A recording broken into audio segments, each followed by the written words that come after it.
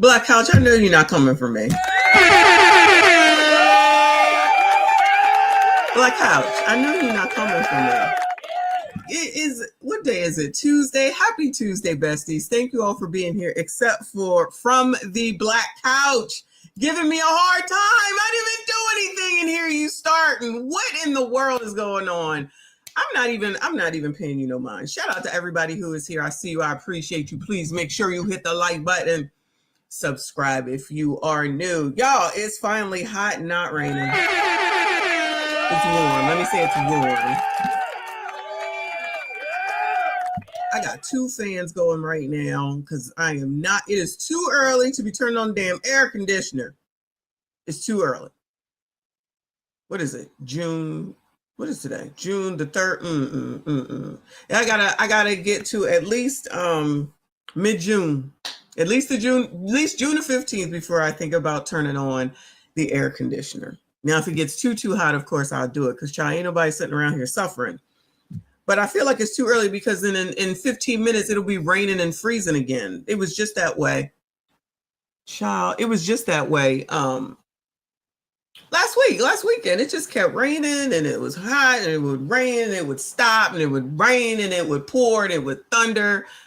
Oh, Lord. I heard other people complain about it. So it's not just me. No complaints. Because, child, the next thing they're going to be like, oh, there's a drought. We don't have enough water. I promise you that's what's going to be next. That's what's going on over here on the east side anyway.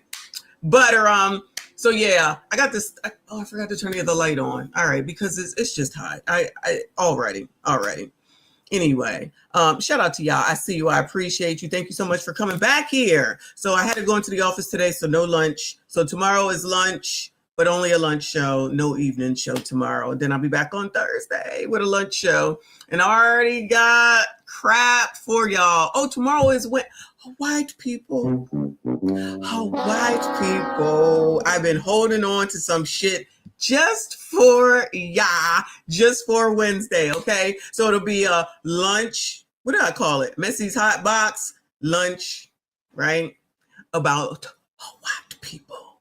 Give you about an hour and a half because I think I have a light day tomorrow. I think I only have 1 meeting tomorrow with my boss. Yeah, then I got to go in for a few on Thursday, but I'll be back. Yeah.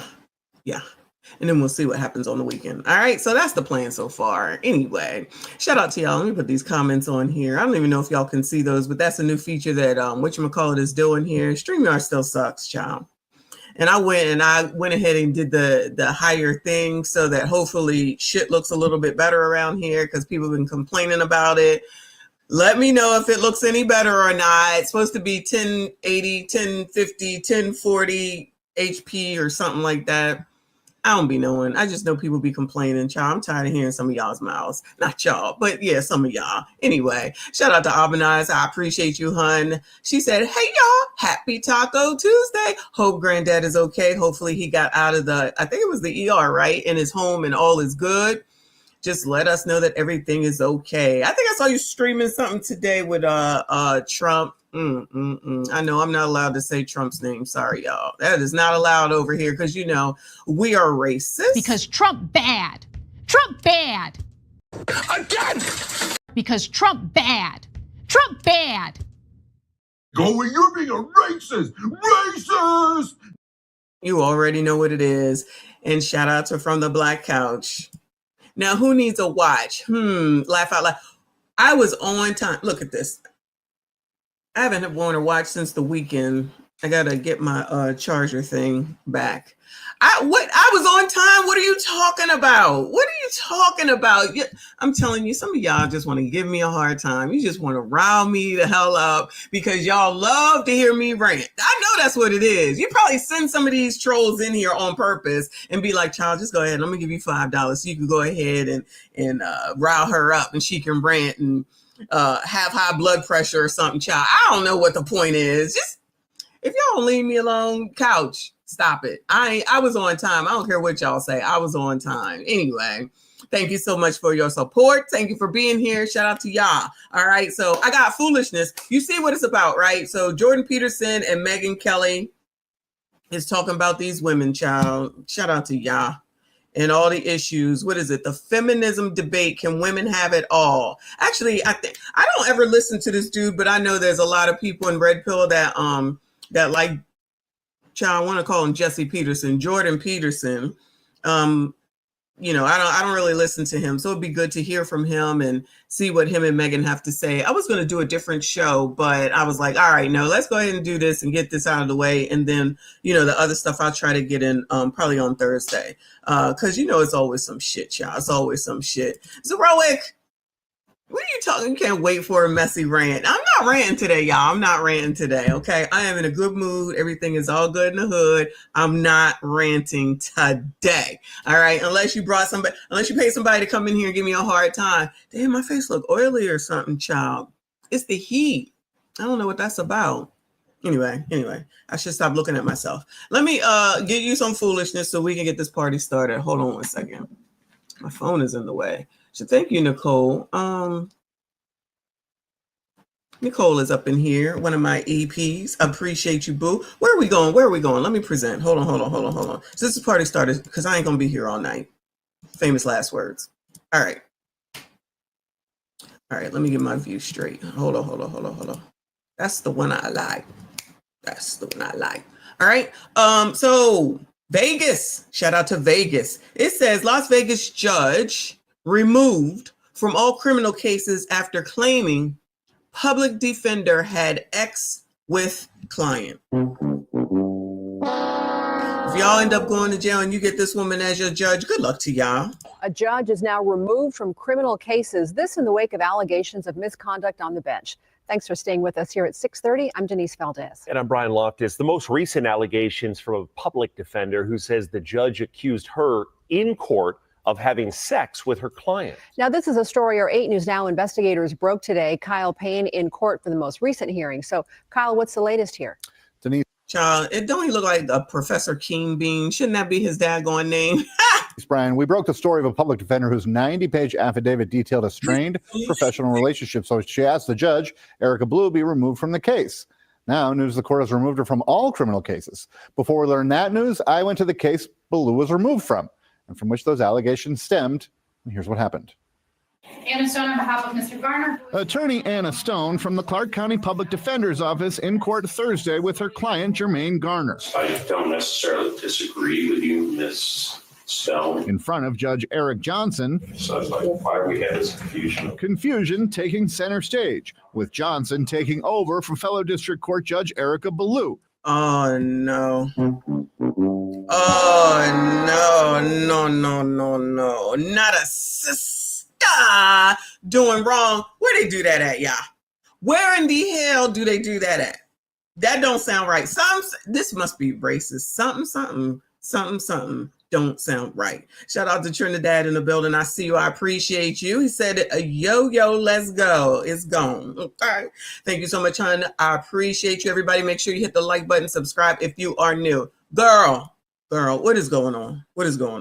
Who Stone from the Public Defender's Office argued should be removed from Garner's case. Hold on. Girl, what's going on with your lip? Girl, what is going on with your lip? I see it. I don't know if y'all can see it, but it's something going on with your lip. Besides running off at the lip. I digress. My bad. Ballou, who Stone from the Public Defender's Office argued should be removed from Garner's case, saying in a 90-page court filing earlier this month, Ballou, quote, has a demonstrated deep-seated antagonism towards me that makes fair judgment impossible. And she used examples from several cases, including that she... the defender lady. What that defender lady look like? What's the name of the girl from Scooby-Doo? The one with the glasses. Is it Velma? Is it Velma? We gonna call her Velma. Okay, yeah, it's Velma. Okay. So she looking like Velma. Then you got Ballou, which is the herp. We got the herp. We got the herp, we got Velma, and then this black man randomly, like, I'm so confused. Antagonism towards me that makes fair judgment impossible. and she used examples from several cases, including that she repeatedly scolded Stone in open court, saying things like, Okay, it looks like it's a mole. My bad. I take it back. My bad. It's a mole. I want you to do your job, counsel. That's why you get paid the big bucks. Oh, Ultimately, no. Stone saying Ballou crossed a line she couldn't walk back. Oh, That Ballou, after court one morning from the bench, quote, accused me of my client, alleging I... Child. Oh, what is her name? Okay, not her. Bluey. Girl, you can't be saying this shit. What are we doing? the big bucks. Ultimately, Stone saying Ballou crossed a line she couldn't walk back. That Ballou, after court one morning from the bench, quote, accused me of my client, alleging I was having a sexual relationship with the defendant. That defendant was Deshaun Cross, who ultimately served 4 Oh no. Poor Deshaun taking strays. Deshaun just trying to go to jail peacefully, get a bail set, go home. Now he in the middle of this shit with Herb and Velma and that other man that's just trying to get his case seen so he can get out of jail. What is going on? Don't this dude look like the dude from Miami? Oh my God, not Miami Vice. Oh my God, that show in Miami with the cop. Oh Lord have mercy, I'm so old. I don't know. Hold on. This is so stupid. Oh my after court God. one morning from the bench, quote, accused me of my client, alleging I was having a sexual relationship with the defendant. That defendant was Deshaun Cross, who ultimately served 40 days on a guilty plea for an attempted residential burglary felony. And so I think it would be appropriate to give him another opportunity with additional guardrails. The guardrails Stone asked for in Thursday's case were for Garner before he's sentenced for stealing a car. Stone says, Child, ain't he too old to be stealing cars? Child, that man look as old as me. He in here for stealing effing cars. What is going on? Does anyone ever change their life? Do they ever do anything right? Do they ever say, you know what? It's time for me to get a job. It's time for me to do the right thing. It's time for me to stop acting like a jackass. No? All right. It's just me. I know. Ballou kept Garner in jail for a long time for no reason. Not willing to discuss it, not willing to change her mind, and not willing to let Garner go anywhere. Something just happened. Something just happened in Ballou's courtroom between the judge and the lawyer, Garner's wife told the 8 News Now investigators after court in a new courtroom in front of a new judge Thursday, where her husband's situation finally got some resolution. I don't know what's going on with Judge Blue and the public defender, but she's standing by her man. Shout out to her. my husband got caught in the middle. Now, Kyle, you followed this closely. What is next for Ballou? Well, the main thing, Brian, other than this news of her not overseeing criminal cases indefinitely, apparently is several items before the Commission on Judicial Discipline, which has been unfolding for quite some time and should be interesting to watch unfold. Thanks for your reporting on it. It's definitely interesting, and I'll be seeing if I can figure out what the hell is going on. I don't understand why these people can't get into these daggone jobs and just do their damn jobs and stop acting like jackasses and getting themselves in trouble. But, you know, it's now time for us to go over. My bad. Now it's time for us to go over here to the ATL. Shout out to TLA, and I haven't seen him in a while. Hope all is well. She was fucking his best friend. So, you know, I mean, everybody's fucking down here in Atlanta. I don't know what to tell you. They breeding like rabbits down here. Everybody getting ass. So now you got the Stone Mountain mayor defends actions amid investigation. Not another mayor, child. Well, tonight, the mayor of Stone Mountain, that's Beverly Jones, she's under fire for the way she handled the city's finances. And now, for the first time, she's speaking out since the city council launched an investigation into her having sole control of the city's finances. 11 Alive's Jalap Malamed is live in Stone Mountain. So, Jalap, what sounding familiar? Here? Mayor Jones says it was never her intent to have current city employees removed from that bank account, sharing her side of things today, just a few days after the council voted to have procedures on how to remove somebody from office drafted, something the mayor pro tem tells me is directly related to Mayor Jones. Oh, Mayor pro tem, child, we be learning, okay? Because we learned that from Big Tiff and Jason House. And oh my goodness, this is sounding a bit familiar, child. Is anybody on the up and up around here, okay? Stone Mountain Mayor Beverly Jones. Oh, no. Oh, hell no. Not another. Stop. Listen, y'all. Don't start with me, okay? I do not be searching for this shit. This shit finds me. This shit finds me, or y'all send it to me. So who is the problem at the end of the day? It's not me. It's not, right, Live? It's judges, it's mayors, it's aldermen. Let's not forget them, okay? Listen, don't blame me. I know the sisters is going to be mad and say, all you do is talk about black women. No, this is what y'all be doing. This is what y'all be doing. And then you be on the news and you want to try to blame me. I didn't do this shit. City Council voted to outline procedures to remove someone from office, and as an independent investigation looks at her handling of who controls city bank accounts. Not only to clear my name, but to let the citizens know what kind of mayor that they have. She did not clear up questions about how she ended up with sole authority of city bank accounts for weeks. Oh, sole authority of bank accounts for, oh no, for weeks. That means she had access to the money, child. Sounding a little familiar. Not only to clear my name, but to let the citizens know what kind of mayor that they have. She did not clear up questions about how she ended up with sole authority of city bank accounts for weeks, saying she was advised not to take questions due to possible. What do y'all want from me? Child, what do y'all want from me? What is going on with this woman next to her? Is that her mother? What is that Maxine, what is it? Maxine Waters? Is that Maxine Waters' sister? What is going on with this hair? Lord, help your people. Take me to the king. Don't come for me. Don't come for me. I did not do this. This shit comes to me. It comes to me. Y'all going on TV looking like this? What the hell? Y'all don't give a damn, so you shouldn't give a damn if we say something about it. Because, child, this hair, can you see my mouse? Yeah, this hair look like it's about to get hooked on something, or I don't know. And this one, child, go on. Litigation. Jones says on March 28th, she was asked to come to Truist Bank. She says she was informed of a cybersecurity problem and that 4 people who no longer worked for the city were still on the bank accounts. My purpose and my sole purpose was going there was to take them off the signature card. No one else. The city manager says Jones ended up with sole control of the money. Jones says 2 current employees were also taken off the bank account. It was not my intent, and basically I don't have that capability. What, did the names come off by accident? Hold on a second. The names must have mysteriously came off by accident. The city manager says Jones ended up with sole control of the money. Jones says 2 current employees were also taken off the bank account. It was not my intent, and basically I don't have that capability. The city manager says the account is now in compliance after the other names were added back onto the account Friday. That happened more than 2 weeks after the council voted to launch an independent investigation into what happened. Thank you all for being here. I certainly appreciate it. While the council says Jones ending up with sole control of the bank account may have violated city charter, Jones says she was carrying out her duties as mayor when she showed up to Truist Bank. What kind of mayor would I be if I stood by and let someone go in the bank and write a check on us? A thief. What in the world? What kind of mayor would you be? You would be a thief. What kind of question is that?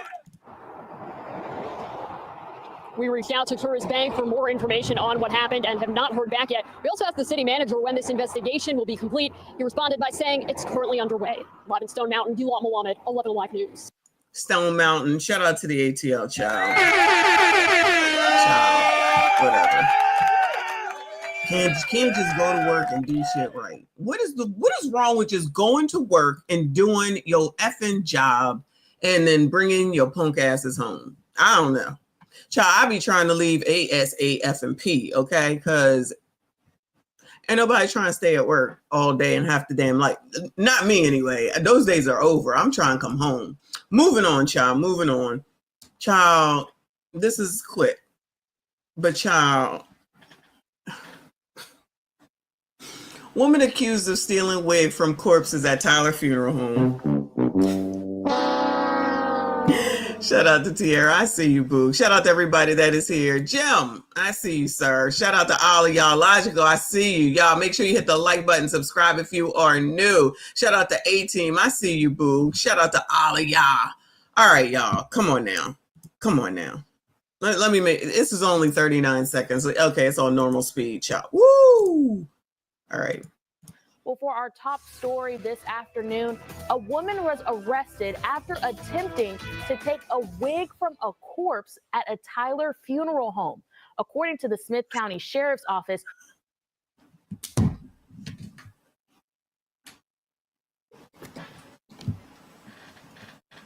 I can't take y'all. Y'all get on my nerves. I blame y'all for this. I blame y'all for this. Even though y'all didn't send this to me, I blame y'all for this because it shows up in my timeline. And all y'all do, we thought the last story was bad.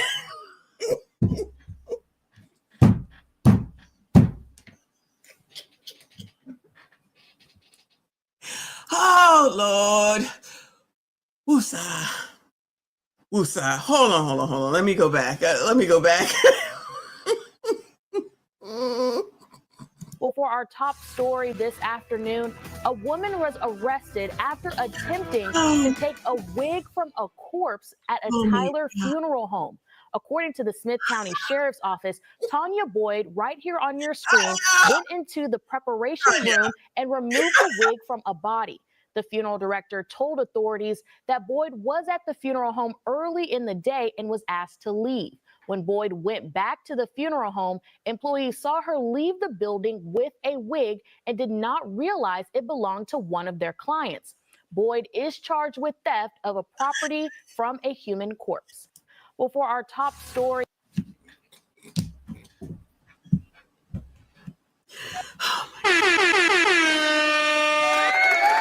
Oh my God. Oh my God. Oh my God. Times are tough. Okay. Let me just explain this out to y'all right now. The eggs. This is amazing. The eggs. Almond eyes. Yo, no, that's a woman. That's Tanya, y'all. That's Tanya. That is Tanya. Y'all, stop this. That's not a man. I said, sir, you wrong. You wrong for that. I could not. That is a woman. That is a woman. Okay. Listen. I'm trying to explain. Okay. I'm trying to explain for Tanya. Okay. The eggs is high. The milk is high. The gas is high. Everybody, we waiting to go back into slavery. Trump is a racist. Food stamps is leaving. Section 8 is leaving. And times is just tough. It's tough. We could see that from the last story with their weaves, okay, or their wigs, okay? I'm just trying to help y'all understand what's going on with Tanya. The woman. That's a woman. This afternoon, a woman was arrested after attempting to take a wig from a corpse at a Tyler funeral. Child, this lady trying to not laugh too. Home. According to the Smith County Sheriff. You know what? Daniel, a man named goodbye, sir. Okay, who just said live, you said Kendra's wigs are allegedly $2,000. Now, do you think Tanya can afford $2,000? Not looks like Diddy. Do you think that Tanya can afford $2,000? Come on now. It's a tough time right now economically, y'all. I'm gonna need us to have a little bit of empathy and sympathy for Tanya today. Sheriff's Office, Tanya Boyd, right here on your screen, went into the it looked like she got lipstick on or something too. Preparation room and removed the wig from a body. The funeral director told authorities. Child, y'all, this is really me. This is what I look like when I take this wig off. I admit it, okay? I'm just saying. It's all good, though. It's all good. But it is what it is. What are you going to do? What are you going to do? That Boyd was at the funeral home early in the day and was asked to leave. When Boyd went back to the funeral home, she went in case in the joint. She first went in the case the joint. Employees saw her leave the building with a wig and did not realize it belonged to one of their clients. Boyd is charged with theft of a property from a human corpse. Who knew that was a thing that you can get charged for? Is it the funeral home or is it the deceased person? Is it their family? Like, who decides that you get charged for this? I'm just so confused right now. Thank you so much, Night J. She says she don't need it. I do. That's right. That's right. That's a great point. She said that person with it on don't need it. They on up out of here anyway. All it's going to do is go into the daggone box and just disintegrate or whatever the hell it does in there. I don't blame her. I don't blame her. I think it's time to give up a little bit of grace and space to daggone Tanya, child. Shout out to Wayne Lundy in the building. Appreciate you. Excuse me. He says, Tanya said, you think I give a F about that biatch? I don't. You know what? That's exactly what she said. That poor thing. I'm supposed to feel sorry for that bitch. I don't. Y'all, I can't even believe this. I can't even believe that this is a damn story. But anyway, good luck to Tanya. Okay, good luck to Tanya. Moving on, child. Moving on.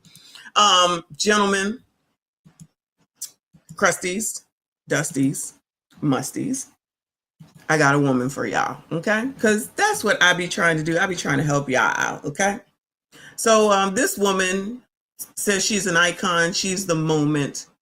Sis was just trying to vent on TikTok, and here comes a roach making his grand debut.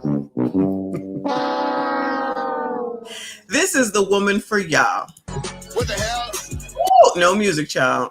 What the hell? You see it? What the hell? Did you see it? Ooh! Blends right in, though. That's the thing. You really don't have to worry about much because it just blends right in. That's a brown roach. And her hair is brown. She's out here trying to flex for, oh my God, for TikTok. Oh, it went back in there. Do you see that? It blends right in.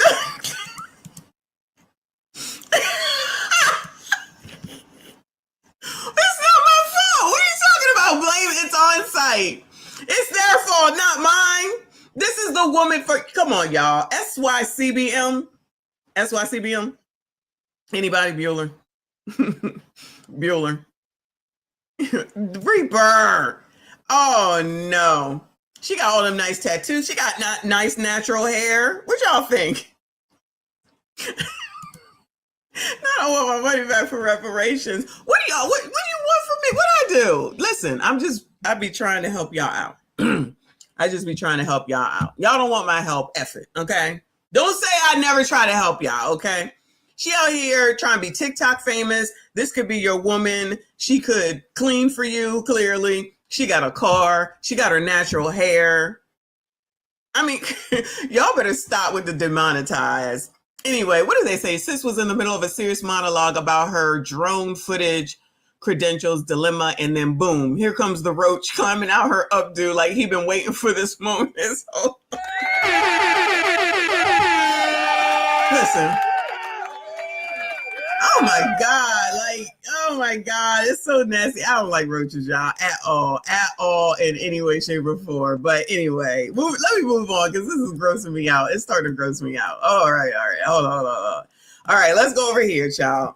Let's go over here. I'm trying to help y'all out in Houston. How about that? Okay.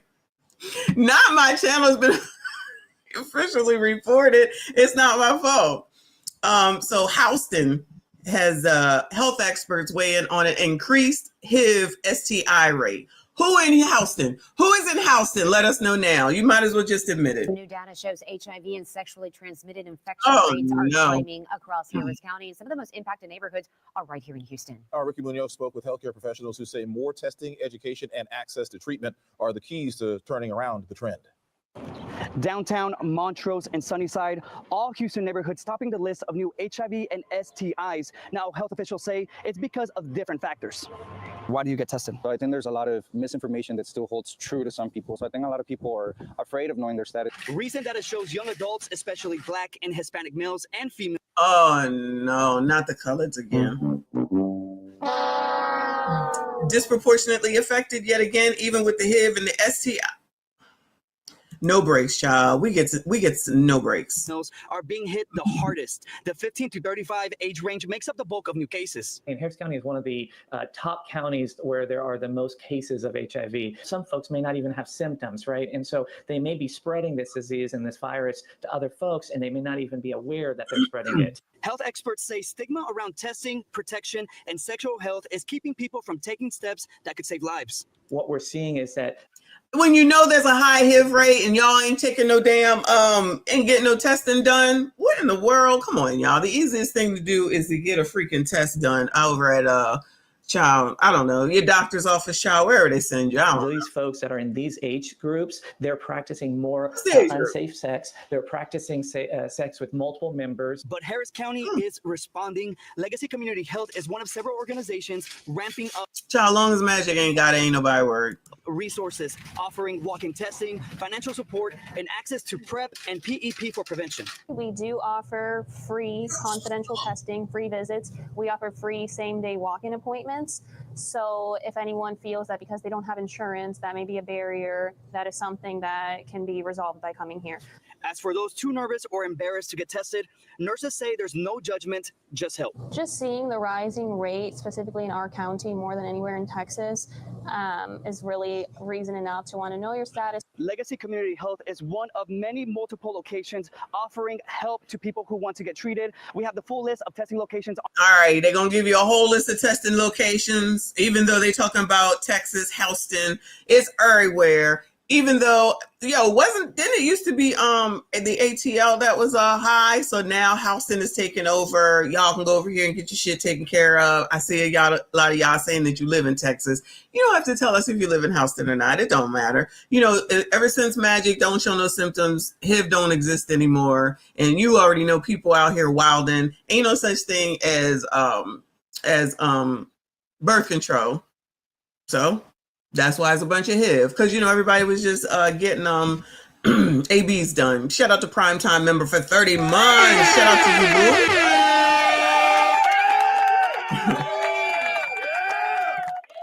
I appreciate your support. Shout out to all the channel members. I see you. I appreciate you. Dr. Steele up in here. I see, boo.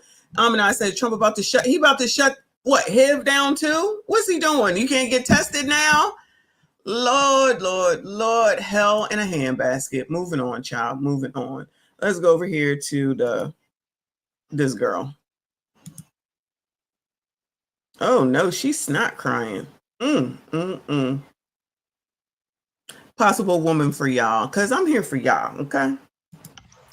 This is to all my trans women out there. Oh, my bad. Trans, my bad. She trans. That you know that we deserve love, that we deserve such a pure love, because we love so hard. And if you feel in your soul that man is not working, listen to it. Listen to it. Protect yourself. Yeah. These men aren't fucking shit. They're not fucking shit. I am so sick and tired of nurturing these broken fucking men who literally have nothing to offer but stress and heartache. I am done. We may not be able to give you a fucking biological baby, but no matter what, the love that we give to certain people in our lives will fulfill that more than fucking blood. Because you know why? Our community has proven that time and time again. I don't need a man who is basing love off fucking science. And for that, I am done. I am done giving my love to these fucking men.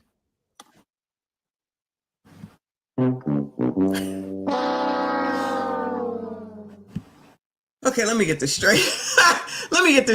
So this person who is trans from male to female is mad that men don't want this person because they can't have kids, even though this person loves and loves and loves. Y'all ain't shit. Damn it, y'all still getting hot. Wait, ain't you blaming yourself at the end of the day? Oh, now let me get off of this before I get my ass in trouble, okay? Because, child, I'm so confused with this. Transferred from male to female. Then I guess they find out that she can't have no kids. Then they say they done. I wonder if they knew before they started dating her You know what I'm saying? This is so dumb. Y'all, I can't do it. I can't do it. It's always something just... Yo, at least it's Asian and not a black or a white or Hispanic. She look Asian to me. She look Asian to me. I could be wrong. Allegedly. Shout out to Ace Gates. He says it's time for the next asteroid, like the one that eliminated the dinosaurs. Woo, Lord. This is even too much for me. But I thought it was funny because it was a cry in the car. And you know we love a cry in the car. I hope y'all cry in the car, okay? But I'm just like, girl, you really snotting over here too, like all wet and snotting and everything. Girl, come on now. Grow up. All right, one more before we get to this Jordan Peterson thing, okay? MWA, not to be confused with NWA.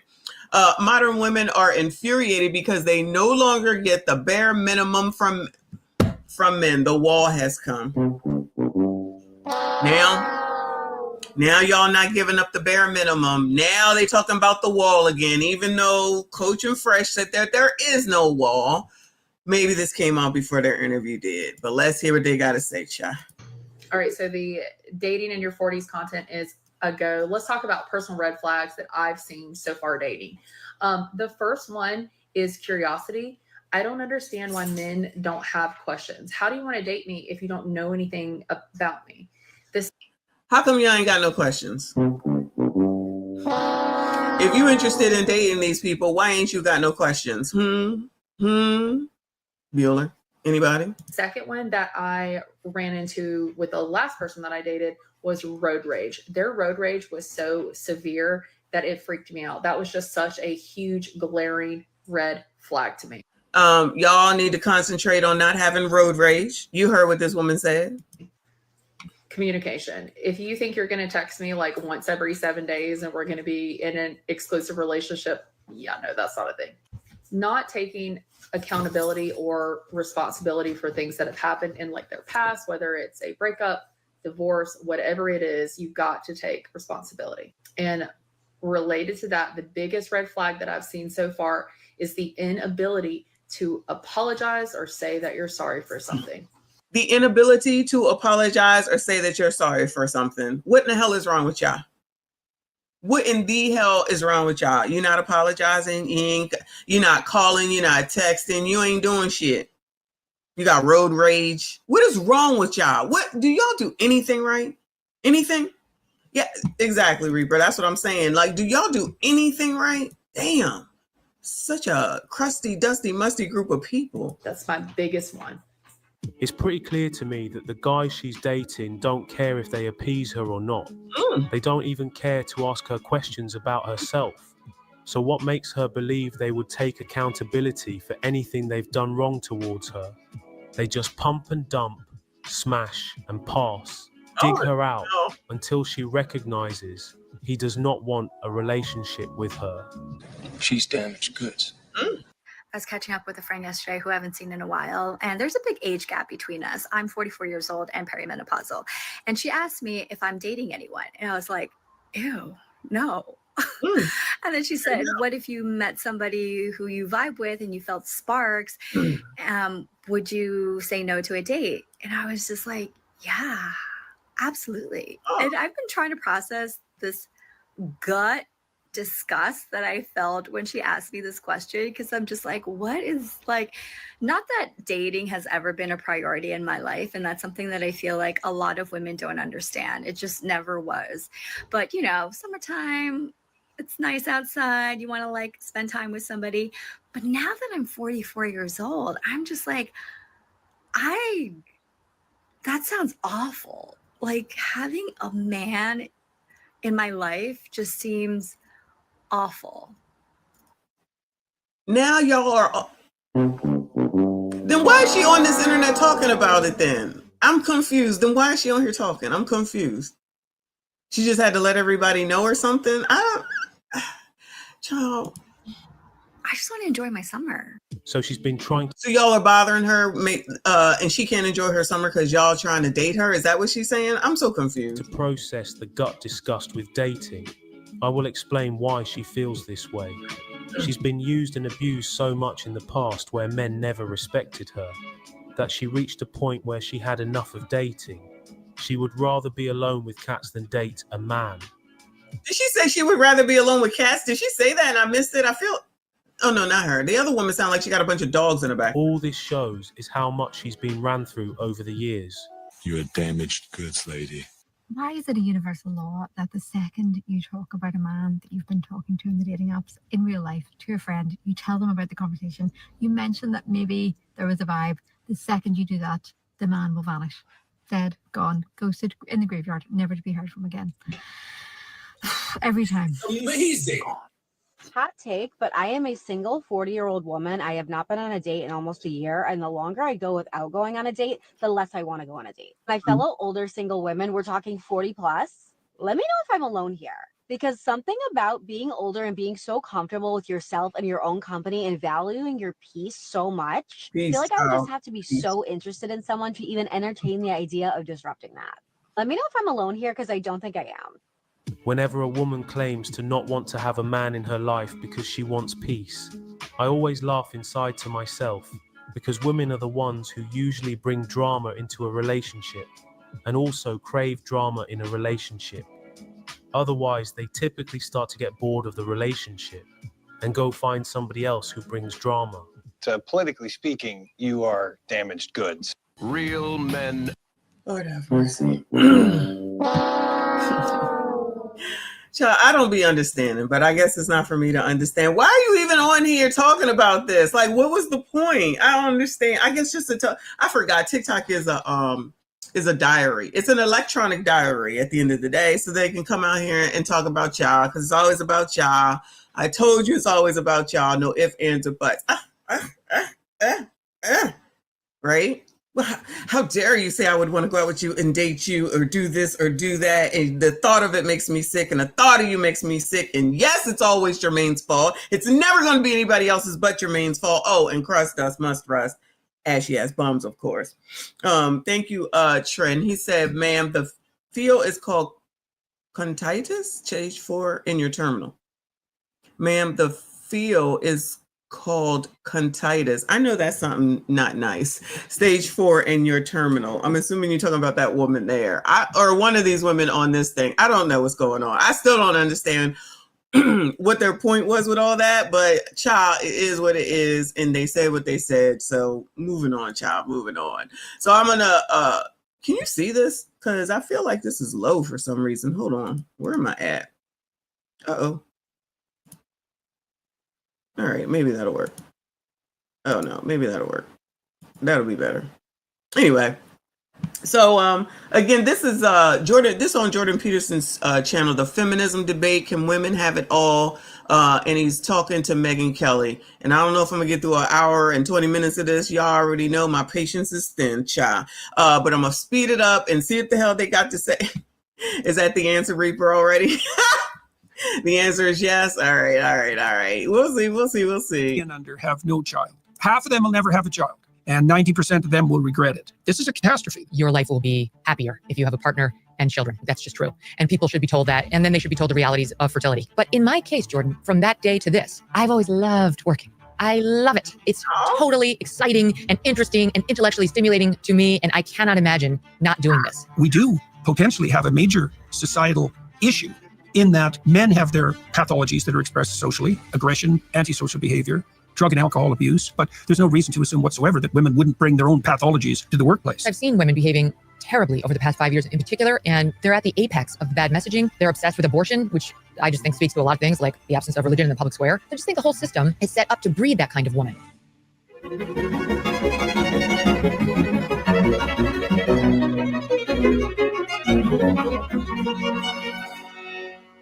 It's become mandatory in our culture to assume that the feminist movement has elevated women to the status that they now enjoy. I'm not so sure about that. I think that technological transformation and plumbing has had a lot more to do with that than ideological movement, let's say, especially one based on resentment. But in any case, it is the case that women occupy a position in society that was unheard of 100 years ago. There's a downside to all of that. And the downside appears to be the mounting unhappiness among young women, the precipitous decline in birth rates, the collapse of marriage as a social institution, and a spate of childlessness among young women, as well as the feminization of our institutions in a manner that often borders on the pathological.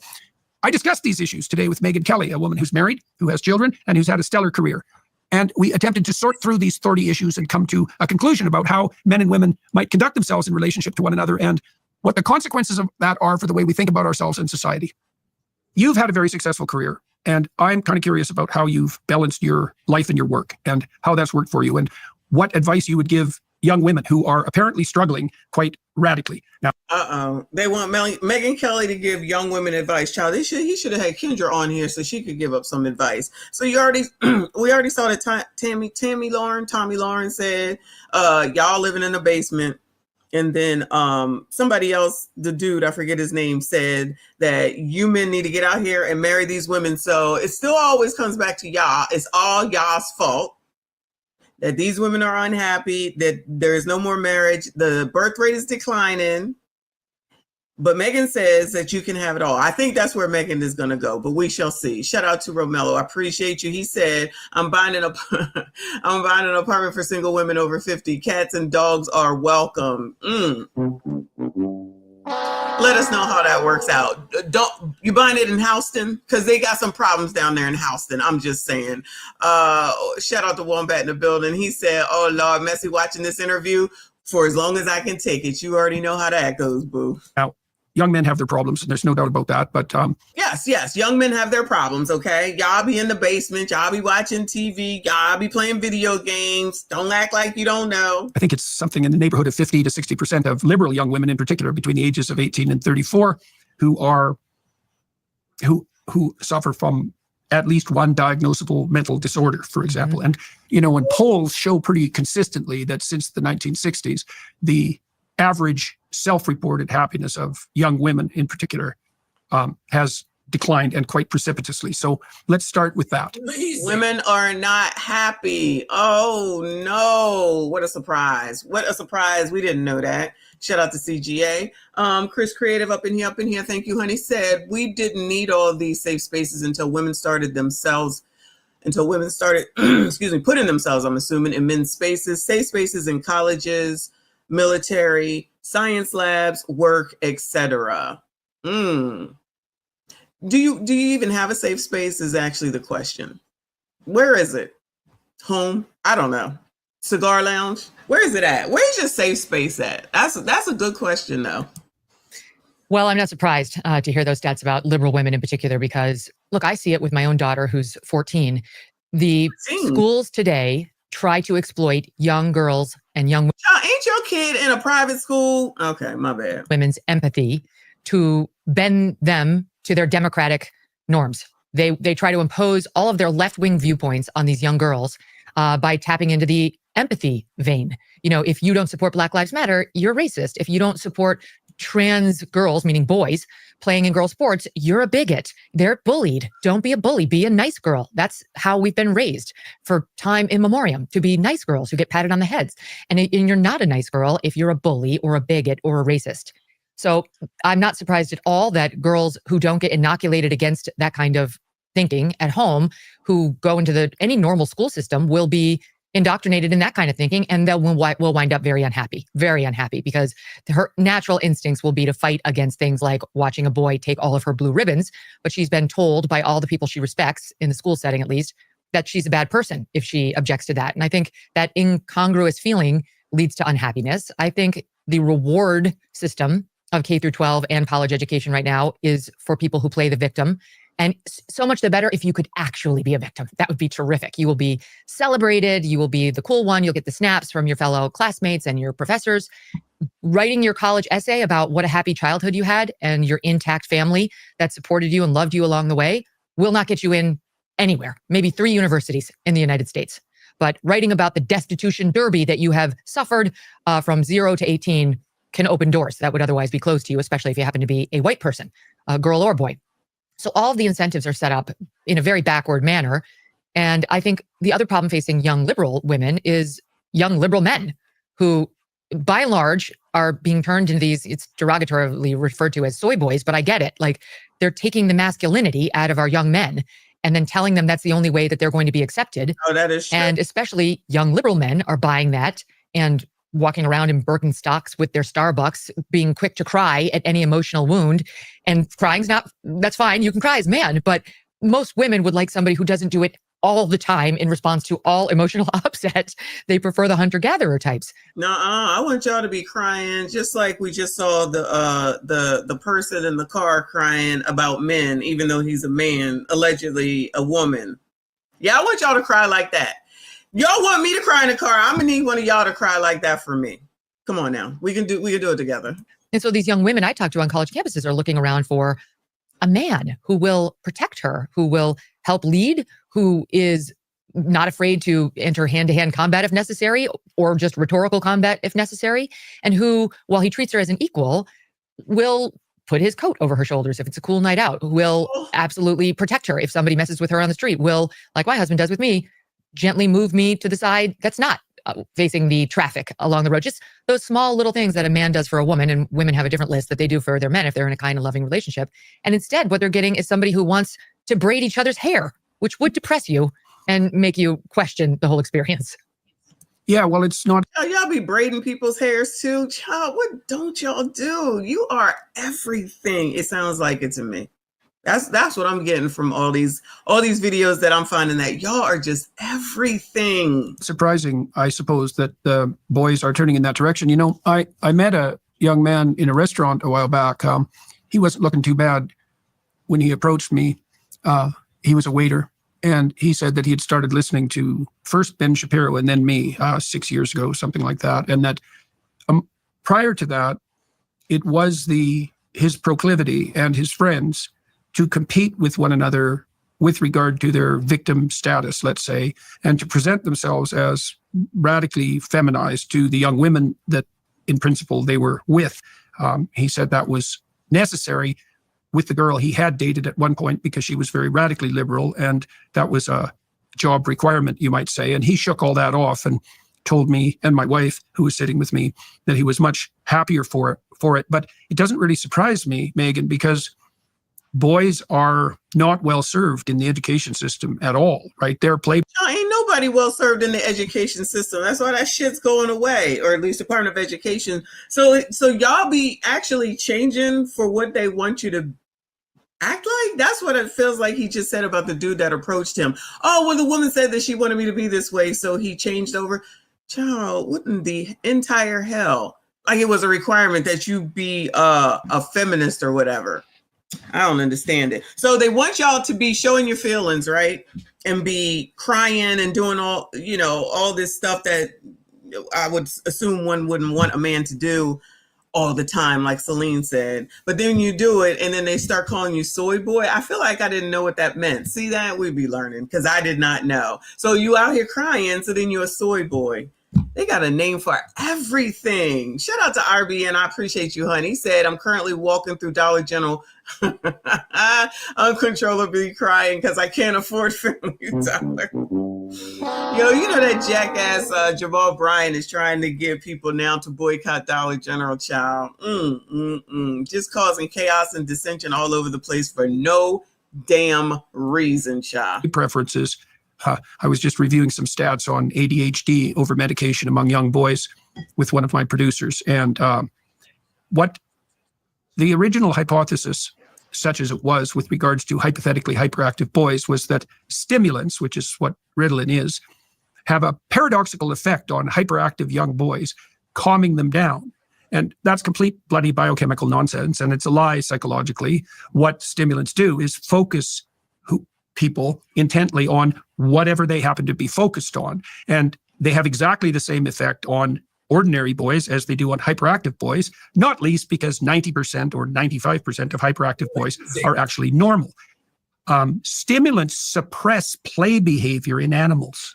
So if you give stimulants to young juvenile rats, for example, who are very playful, then they stop playing. And that's exactly why they're administered to young boys in schools. And so their play proclivity is punished quite severely. Any attempt they make to be... All right, they got timestamps because he's boring the shit out of me. Where are we at? In 10 minutes. So how schools fail boys. Maternal malevolence has taken root. Lord have mercy. Well, the question is, did we tilt in that direction with there's certainly a strain of feminism that developed particularly in the 1960s, although it was there long before that really did in some ways aim at that kind of women. And let me ask you something as well that's deeper. All right, before you ask, my bad. Shout out to Wombat with another 5. He said, OnlyFans used to be my safe space. I can't have nothing nice. You can have that. What are you talking about? That's still available. I'm sure that there's a discount, and maybe Gabby is having a discount. I haven't checked her out lately. And then you can get on in there and have at it, child. Get on in there and have the F on up at it. I've studied malevolence as deeply as I can for a very long time. And the philosophical representations of malevolence and the theological representations of malevolence. And the deepest representation is Luciferian, and that trope underlies like the evil scientist in popular entertainment, the idea of the intellect gone mad, the intellect that worships itself, that then usurps and attempts to put itself in the highest place. And so there's an idea that, this is Milton's idea, that Lucifer, who's the spirit of the unbridled intellect, the light bringer, is the spirit that was most finely made, that went most dreadfully wrong. And so the psychological idea there is that there isn't anything more remarkable about human beings than their cognitive ability. But if it becomes master instead, child, if he don't get to the damn question of serving something higher, then look the hell out. Now, there's an echo of that that's very, very deep with regards to the maternal instinct. And I think this is what's played out in the Genesis story of the consort between Eve and the serpent. What seems to me to happen is that Eve clutches the poisonous serpent to her breast. And so that's an overextension of that empathy that you described, which is the core element, let's say, of the maternal instinct, and really the instinct that the species itself depends on, right? Human beings have the longest dependency period of any creature by a lot, and human infants are markedly helpless. And so that self-sacrificing compassion. Now, didn't he say he had a question for her? Because, child, sir,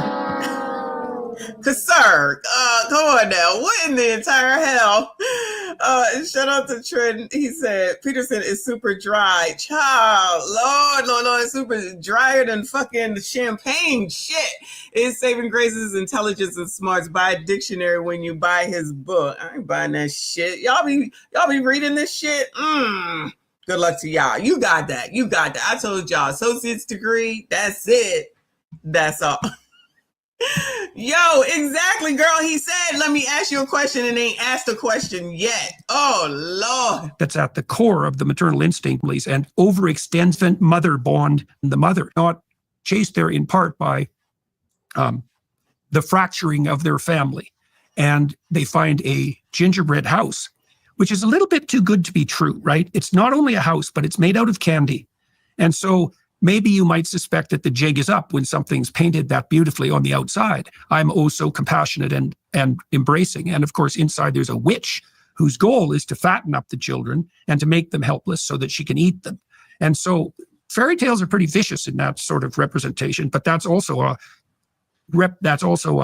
portrayal of how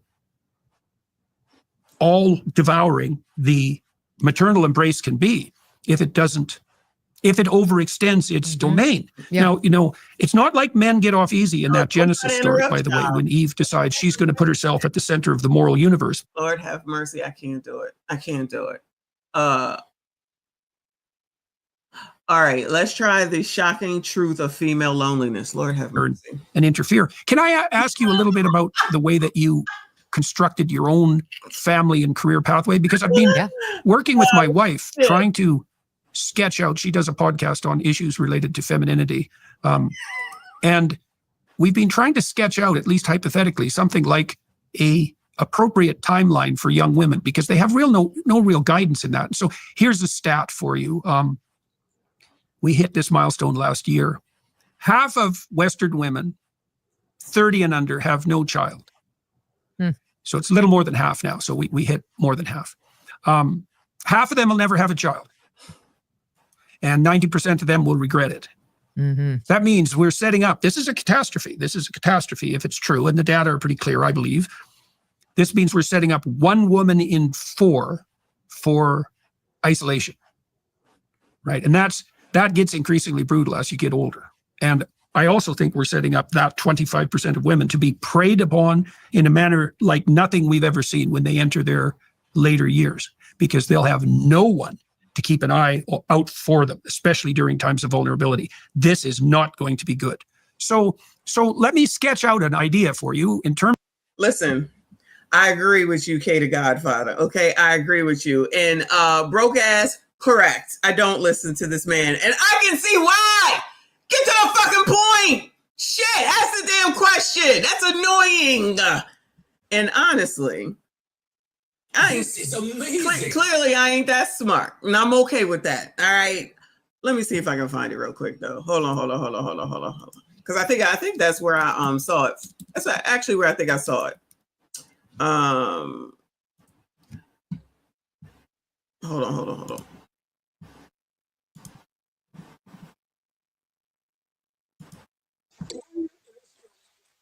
Oh, look at this, right? He's still asking the way that you constructed your own family and career pathway, because I've been working with my wife trying to sketch out. She does a podcast on issues related to femininity, assistive reproductive technology notwithstanding, which is very expensive and very unreal twist on the whole situation. And if you started your career at 30, you could have 40 years of career, which is a lot. And that way, I would say, in some ways, you get to have your cake and eat it too, although perhaps not at the same time, which we talked about earlier. This is that weird thing where like these people who get like us, people who get to get behind microphones, we sit here and we talk about careers and all these. Most people aren't working careers. Most people. There are a lot of people that are working jobs. There are a lot of women that are just working at the DMV, making it hard for me to get my ID, giving me attitude. There are a lot of women that are folding pants. There are a lot of women that are managers at Burger King. And these. Let me first shout out to PMT.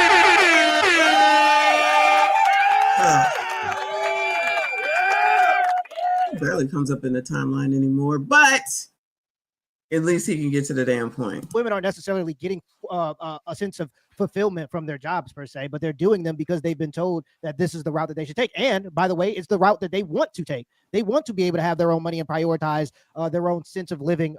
And so I can't bat an eye. But the issue is we have this mindset of like, oh, you're going to start your career at 30. But it's like most people don't have careers. Most people just have jobs that they have to do out of necessity, not these passionate things, not these careers that they're passionate about. That's very, very rare that you get that. There are no real guidelines. What the hell is a career then? What do y'all think a career is? You just have a job.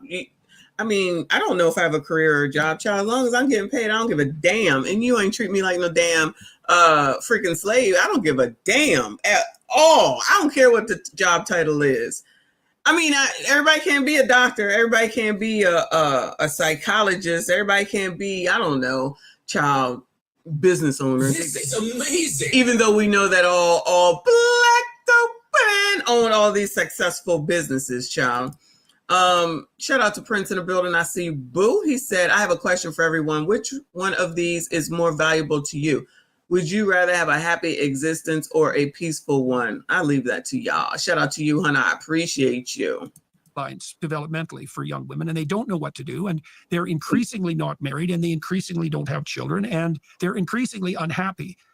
No, he's right, but Kay the Godfather's right. They got selling cat as a business. That's exactly what they're saying. That's their business. That's their career. Child, everything means something different than what it used to. That's why I'm staying in the 80s and the 90s. It's all the purpose of religion, by the way, giving you a guideline for how you ought to live or should live in order to have it's a strict guideline that tells you exactly what you should do in life.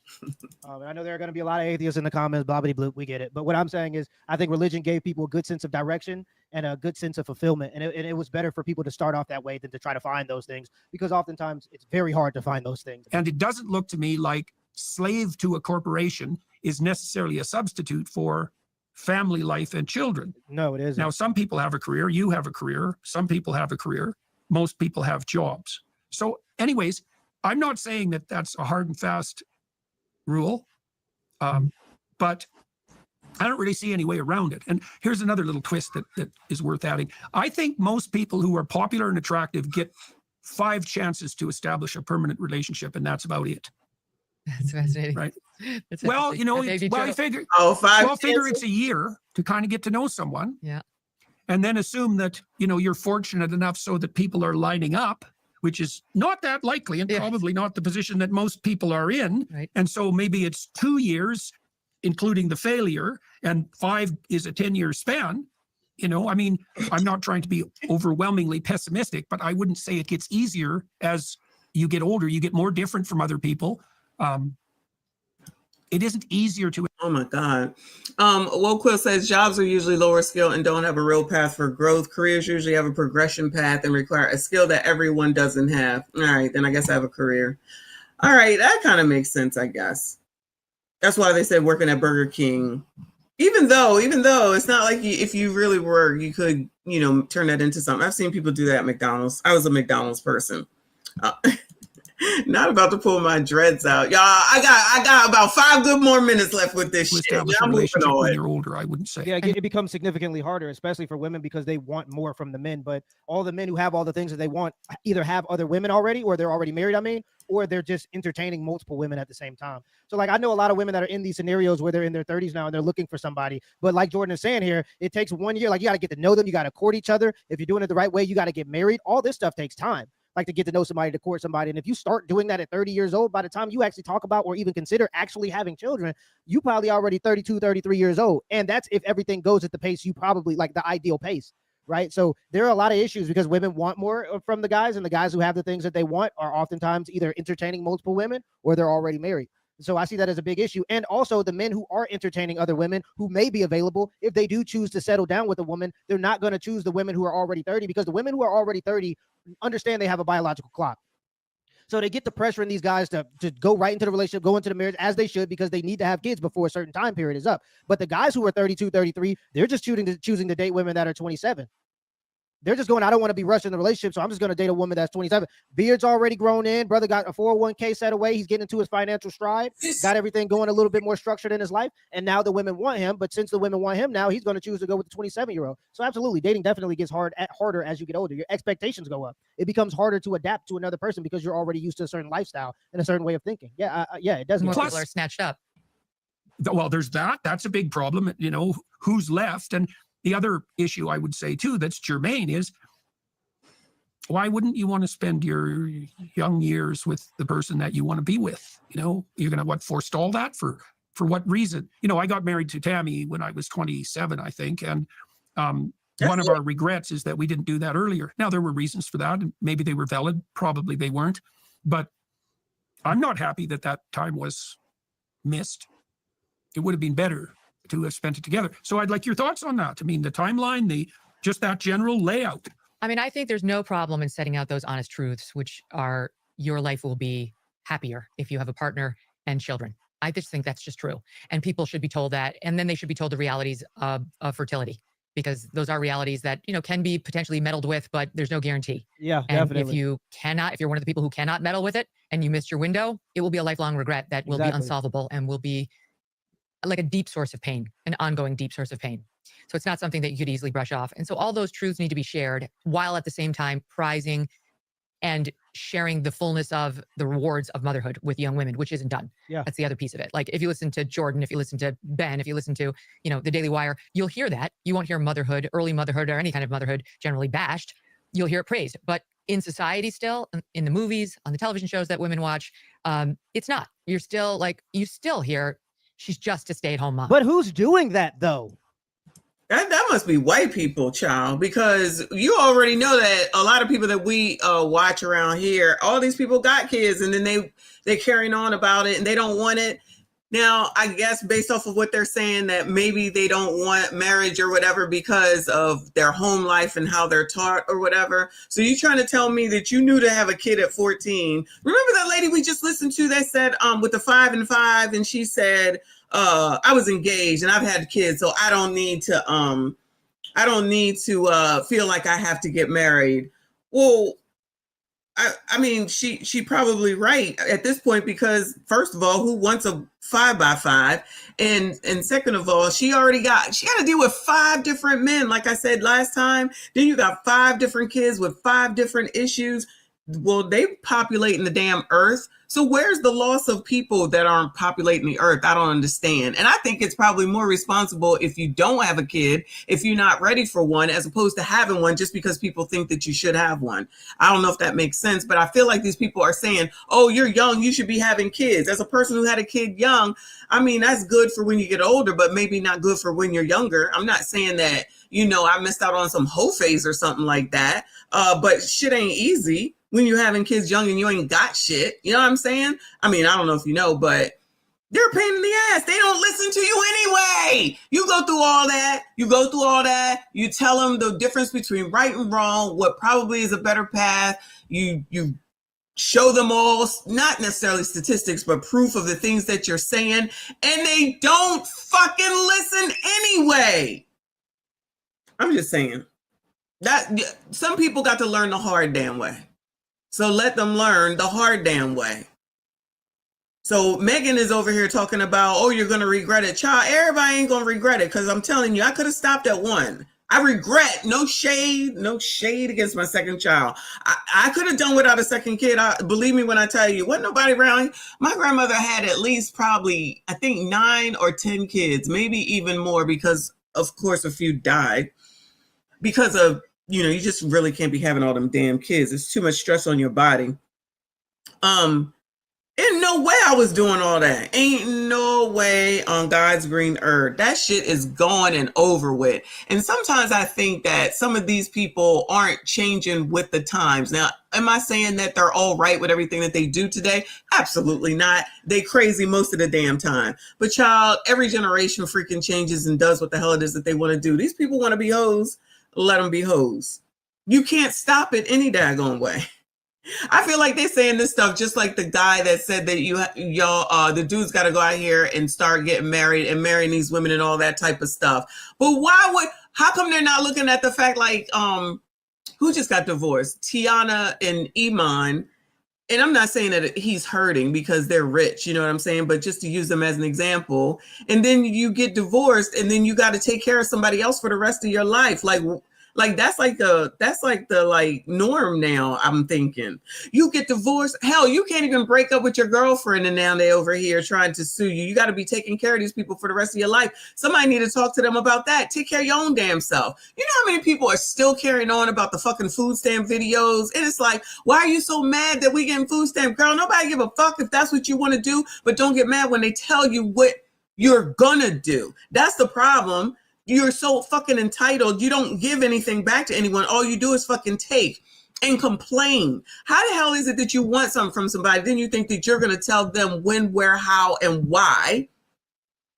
You're going to get something that you can't even offer to anyone else. And then it's always the insult is that you're jealous. Yes, I'm jealous because I can go to the store and buy whatever the fuck I want. And I don't have to wait for someone to send me anything to do it. Well, what would I be jealous of? I can spend $1,000 a month if I want to on food. You're relegated to whatever the fucking government gives you. Does that even sound like it makes sense? It sounds like it's a lot of selfishness from what I see. It's just my 2 cents. Sounds like it's a lot of freaking selfishness. Ace Gates, thank you, honey. Said, what does the ex-TikTok therapist? Goodbye, sir. What is the ex-TikTok therapist sell now? I'm selling coats. I beg your pardon. I'm selling coats. So crazy. 18 said, my daughter stated she's not having any kids. She stated that the babysitting here, little cousins, was enough. You know, I felt like that was a way to deter as well, is to have them babysit. Do you think these people out here making their kids babysit? I don't think so. I used to make them babysit, find somebody that needed to babysit child. Cause you gonna know what the hell it is. It's like to take care of these damn kids. Then you make a decision if that's what the hell it is that you want to do, especially at a young ass age. You think these people, the problem is parenting right now. Ain't nobody teaching their kids shit. They out here doing whatever they want with whoever they want, and they fucking entitled on top of it. Then you got these dumbass people who say that you can do whatever you want. You can be whatever you want. You want to be a man today. You want to be a tree tomorrow. You want to be a dog on Tuesday. Then that's what you can do. And then we supposed to sit here and be like, yeah. No, fuck that. No, that's crazy. And allowing anybody to teach your children that is crazy as well. But I think that's more important than what they're saying, because this is not going to work. What they're saying, in my opinion, is not going to work until you get parents to parent their children and teach them something. Just because they're doing it, allegedly, we can see that there's too many people that aren't doing it. My 2 cents. Shout out to J-Dub. I apologize, hun. He said, hashtag plain rice cake vibes. Shout out to you. I appreciate you, crazy. Shout out to all of y'all. I still only got about 5 more minutes with this. Who's doing that? I've never met a man in my life that looked down on a woman who served her family. I've never ever seen that in my entire life. In fact, I see men who really uplift those women and start to and see the value in those women. They truly cherish very feminine women. Men do. So who are the ones that are saying that you're just a mom? I've had these debates with feminists on TikTok before, talking to them, and they said that women who have children are slaves. You're not a slave for taking care of your own family. That doesn't make you a slave. In what world does that make you? But that's the feminist mindset. No, I don't even know if that got anything to do with feminism. I just feel like that has to do with this damn generation that's so damn put upon, and they don't want to do anything for self and think that everyone's supposed to take care of them regardless of what it is. I don't want to work. Child, then you don't want to live, because everybody got to do something. Nate J said, my daughter already said, heck nah, after watching her brothers. Girl, babysitting is a wonderful thing. I just be like, sometimes I'm thinking, when my kids be like, oh, can you babysit? I'm like, child, don't you got somebody on retainer? Ain't there a teenager that needs to be babysitting and you pay her $5 an hour or child $20 a night? I don't even know. Do they even do that anymore? Is there even such a thing as a babysitter? Child, I had to do learn CPR, even though I probably couldn't do it, and first aid and safety and all that shit. Do they even do that shit anymore? These people just be out here doing whatever the hell that they want, and then they got the support of so many people to say that you can do whatever the hell it is that you want. So you can say you should get married, but if that's not what everybody else is doing, because I feel like they're led a lot by what everybody else does too. Well, if such and such is doing it, then I'm going to do it. Or I see such and such doing it, so I'm going to do it. That's what it looks like to me. Child, what's CPR? I don't even know. At this point, they better have, I need those things that defibrillator, I think it's called, because they got them at work, a defibrillator. Oh, no, that's not CPR. So no, that's not. No, that's the one that's going to send shocks to you. See, I'm not the one to depend on, child. Not at all. Not at all. J said, my god sister got pregnant at 14. That was enough for me. I didn't want no kids at all. Got married, and now I have 3. That I would hope that would be a deterrent, but child, as you see, it's not one. It's like, oh, we get to have a party now, and everybody just gets to come over. And then the thing about having kids that people don't know and somebody ain't telling them is that they ain't easy. They ain't easy, because when you're trying to sit there to figure out what the hell is wrong with them when they're infants and when they're babies, and you don't know nothing about, or you have no support there, meaning you're a single mom or you're by yourself, right? And then you're there and this kid is crying and you don't know what to do and you can't comment, and it's going to drain on you. In my opinion, my 2 cents, every single time I feel like, somebody unfortunately throws a baby across the room or does something like that, I feel like the reason that is because they don't know what to do. You stressed as a new mother, that baby is stressed. God forbid if there's something wrong with it. Like somebody just, I think was talking about autism recently. That's going to make it even worse. This is the shit that people need to be talking about, instead of just saying, child, y'all need to go have kids. No, half of these people don't need to know, can't even take care of themselves. You think they know how to take care of a baby? People is wilding out here because ain't nobody helping them along at the point to say, you know, this is not easy. If you have a baby, it's only you. Just like with the food stamp conversation, mad because the single parent has to do the 20 hours. Well, you're the only one and you want this. And then they're mad at the people that are married and only the one person has to do it. Well, the requirement is the one person. If you're only one person, or if you don't know what to do with the kid, you can at least give yourself a break by giving it to its mother or father, whichever one it is, so that you can figure out yourself and then get better to be able to take care of your kid either way, because it could happen either way. Every time one of those things happen with a baby, I promise you that's the first thing that I thought as a person who had a freaking infant, had a whole husband there, had a whole support system there, and still had postpartum depression and still didn't know what the hell it is that I was doing. So I thankfully had all those people there to help me, because God forbid it could have been a totally different situation. But that's the type of stuff I feel like they need to be talking about. Because it's just like, oh, so she had a baby and she doing fine because, you know, she getting Section 8 and she getting this and she getting that and she getting this and she getting that. Because people leave you once the baby newness wears off, they out of there. That baby newness wears off and they are out of there. And you are sitting there by your GD self trying to figure out why this kid won't stop crying. Do people even know that boys have colic more than girls and they cry a lot more? And what do you do for that? Really, you can't do shit but sit there and try to comfort them. That's a hard thing to go through, especially if a kid just cries incessantly. That's torture. That can be torture. Trust me, I know. Oh, man, you've never heard any man shame a woman for catering to her family or catering to her man. You've never ever heard that from a man before. Let's just be honest here. That all comes from the feminists. The feminists are the biggest misogynists because they only see value in women if women take on traditionally masculine traits. They still don't look at, motherhood as something that's, something valuable, like work as though it's a bad word. And so that's the issue, though. When there's a female issue, specifically female issue that women need to be accountable for, it's always a they or people. People don't respect moms. No, feminists don't respect moms. That's the issue. Oh, we're pushing them to go down this direction. This is Jordan Peterson earlier. We're pushing them to go down this direction. This is going to be a huge mistake for everybody. We're not pushing anything. I'm not accountable for them making their own decisions with the autonomy that they fought for as women.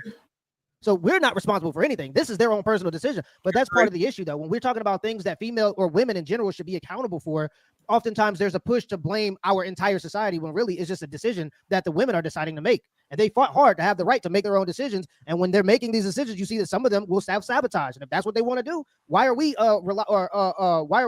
accountable for saving them from their own decisions that they don't want to be saved from, by the way? Motherhood is work too. It's a great work. Oh, no. They do want to be saved. That's why we're seeing these videos now saying that I need a husband and, I'm ready to submit and wash your clothes. We're starting to see a couple of those videos. Like I said, all this stuff just seems to change every several months. It's the new thing that they're trying. Remember, we was looking at Hardwick, Soft Life, then it was a soft girl era, and all these different things. But it all comes back to, at the end of the day, it all still comes back to y'all. I don't care what nobody says. But y'all, I wouldn't be pushing these people just to be like, I'm not saying that these two are saying just go out here and get pregnant, because I don't think that's what they're saying. But they're just like, just go get married. Just go get married and just go have kids.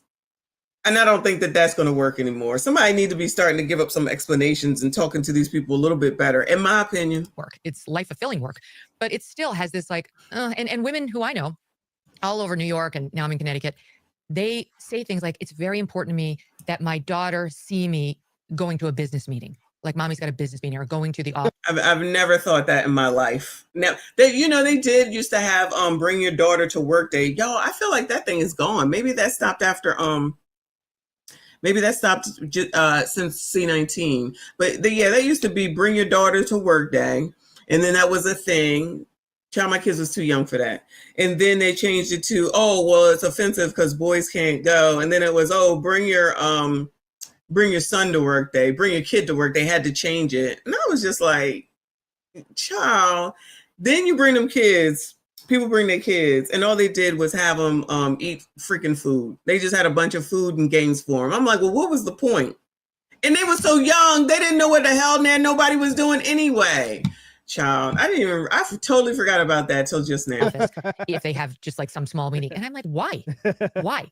Because they don't think the daughter will think that they're important if they don't have some sort of business pressing on them, which is absurd and hashtag part of the Literally problem. retarded Right? people. No, we all need to be teaching young girls and boys that motherhood is enough. Like being a mother is a completely valid, beautiful, awesome, really important choice. I actually went to my daughter's school and I said, I think it's fine you have career night. It's an all-girls school. And you bring in doctors and lawyers and journalists and whomever. You need to bring in a stay-at-home mom. You need to have somebody stand up there and tell the girls, I made a totally different choice. And so much the better if she's got a great education. And she can say, yeah, I have all the same skills you have. And I was on the exact same path as you were. And I loved learning and being introduced to the classics and being able to sit around a dinner table with so-called intellectuals and know the references. And I chose a totally different path when I graduated from those schools because there was one thing that was most important to me. And let me tell you how that's rewarded me. The school did not do it. Okay. So, we've got a counter program at home. So having said all that, I'll tell you my own personal experience, which doesn't really reflect that way of thinking. Before she tells her experience, I think she's right. I think that actually is a great idea to bring in a stay-at-home mom to come and talk about what the heck it is that she goes through. Because as we listen, you remember the girl who said she's a stay-at-home mom? She was waiting for the groceries to be delivered. Girl, you're not a stay-at-home mom. You're just a single mom on assistance. Like, just renaming shit. I need people to get these people to stop trying to make things mean something different than what they are and correct them on it. No, you're not a stay-at-home mom. You're just on assistance in your home. That's what that is. And it's a difference, in my opinion. But just make it sound good, right? They just want to make it sound good. That's not the first time that I've heard it. I've heard it a couple times with a couple of different people. Ma'am, let that government benefit stop and then see what happens. Let those benefits stop and then let me know what happens after that. Thank you so much, Trent. He said, women as a society have never stared down the consequences of their decisions. The patriarchy that hates them makes sure they benefit the most. That sounds like something you would say. Oh my God. So you're trying to say that we don't ever have any consequences from our decisions ever? I know I do. I don't know. Listen, I can only speak for myself. I definitely have suffered consequences from shit that I have done because that's what my mother taught me.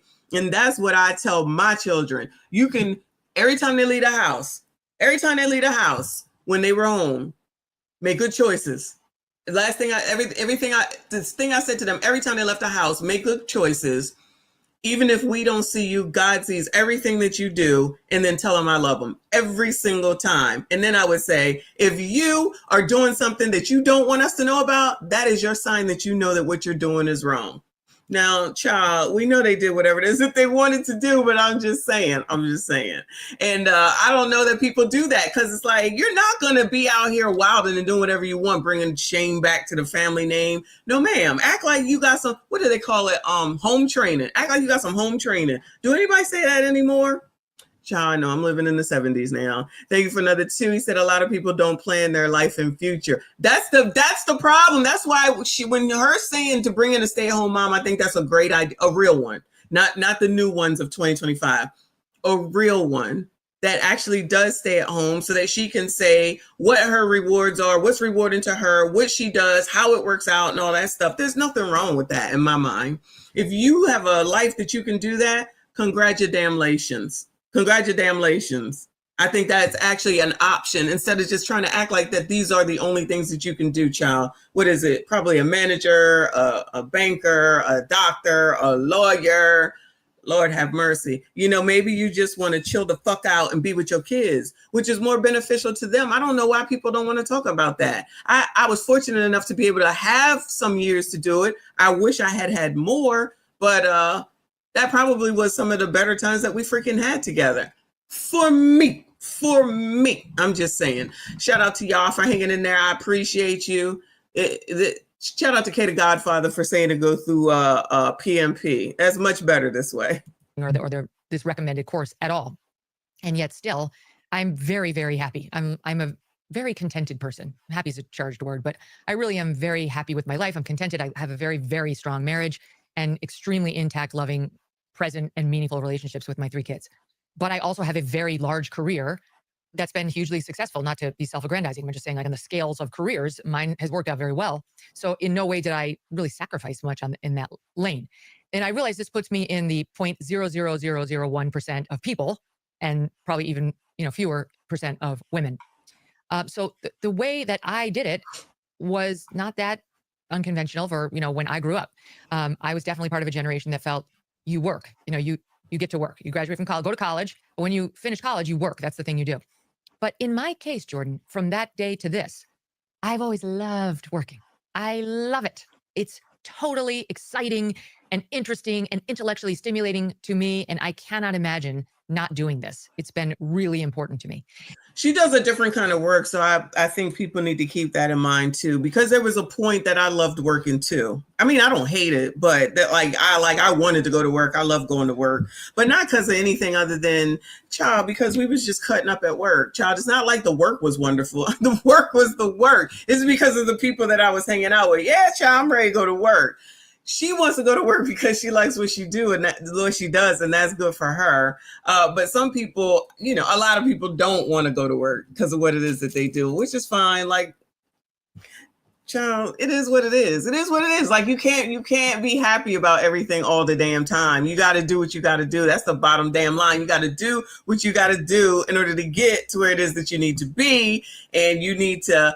Like Trent said earlier, you got to fucking plan. You got to plan that shit. What is wrong with having a fucking plan? My kids hate when I say that. They hate it. They hate it. They hate it. What's your plan? Oh my God. I tell you, that's most of the time they don't come to me until the last minute because they know. So I'm going to say, so what was your plan? I don't know why they're triggered by that word, but that word triggers them to death. And when they use it on each other, they trigger each other, which is so funny to see. They're so silly. And if I looked at the 21 or 22-year-old version of me versus me now, or let's say when I had my kids, which was later, 38, 40, and 42, I guarantee you, I personally, this isn't true of everybody, but I personally would not have been anywhere near as good a mother.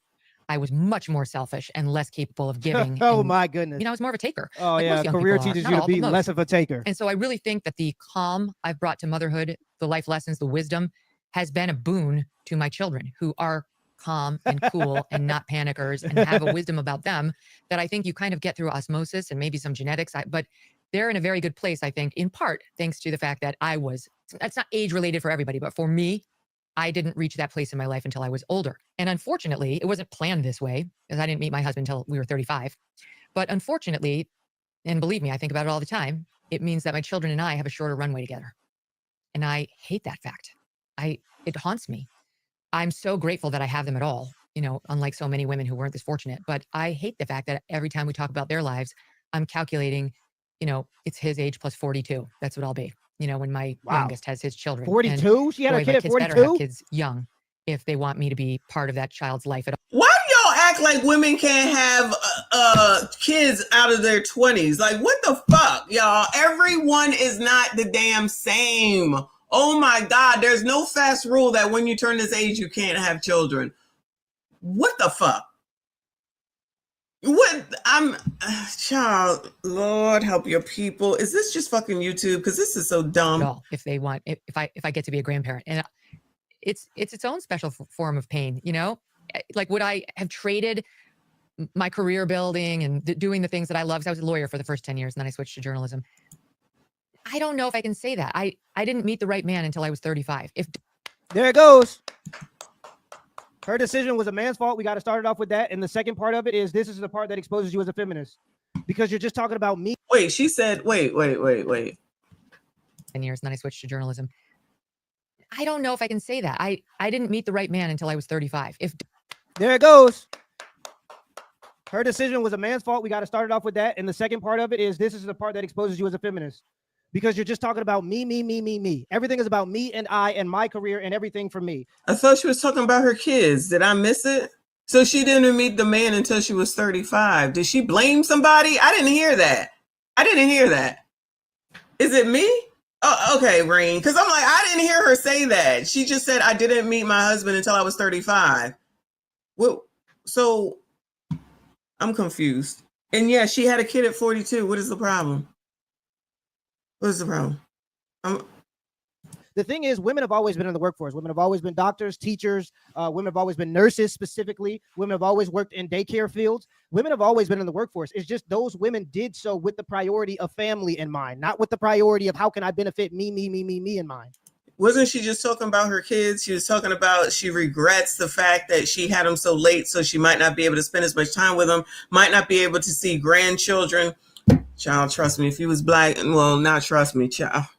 Sitting here with 4 of them crumb snatchers, and it's fine, and it's fine, and it's good, and all that type of stuff. But I don't know what he's a-hahing for here. I'm sorry, PMP. I don't see what you're a-hahing for.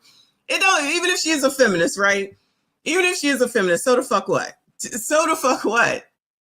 She got her husband. She had her kids. She didn't have her kids out of wedlock. She didn't have her kids before she had the damn husband. She was able to have 3 of them. She's happy. I don't understand. I'm so confused right now. I don't understand. What makes you a feminist in the modern terms, part of it is also prioritizing career over family, of course. But part of prioritizing career over family is even when you have your career, you're not doing so to benefit your family. You're doing so to benefit yourself and to seek out your own, like whatever your opportunity, whatever the thing is you're trying to do for yourself. Oftentimes for Can I just say, because I'm about to turn this off now, right? Can I just say that it's okay for women to want something? Like, I don't understand where this stuff comes from. Like, because I'm a woman, I got to put everybody the fuck in front of me and I don't count. I fucking count too. I'm on this fucking earth. My parents did not have me so that I could be anybody's anything. I can make fucking decisions. I can decide when I'm going to have children. I can decide when I'm going to buy a house. I can decide, whatever. And it's okay for me to make a fucking decision. Like, what the fuck are we talking about right now? This woman hasn't done anything wrong. She's sitting up here gushing about her damn kids and her fucking marriage. And what?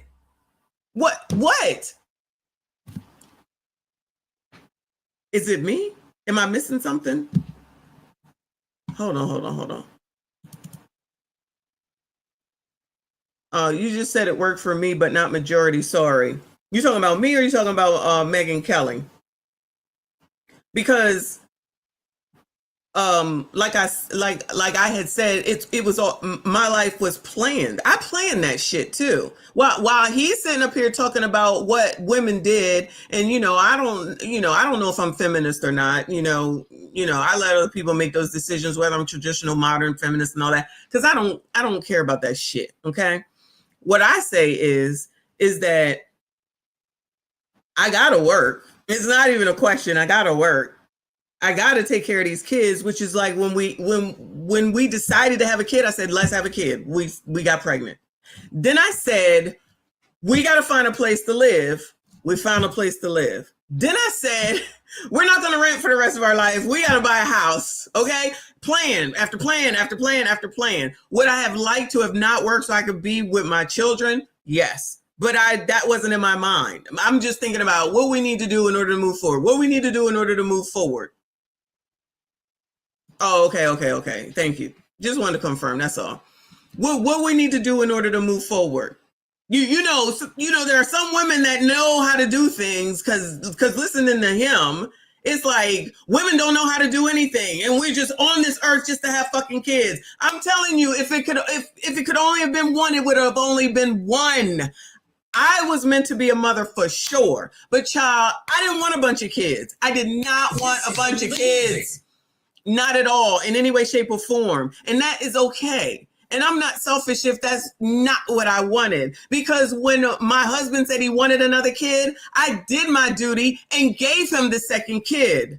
But the deal was, because I'm a whole ass adult that can also make decisions, I said, I'm getting my tubes tied because I'm not having any more kids. Oh my God, what the fuck? Thank you, Trent. He said the argument is probable versus practical.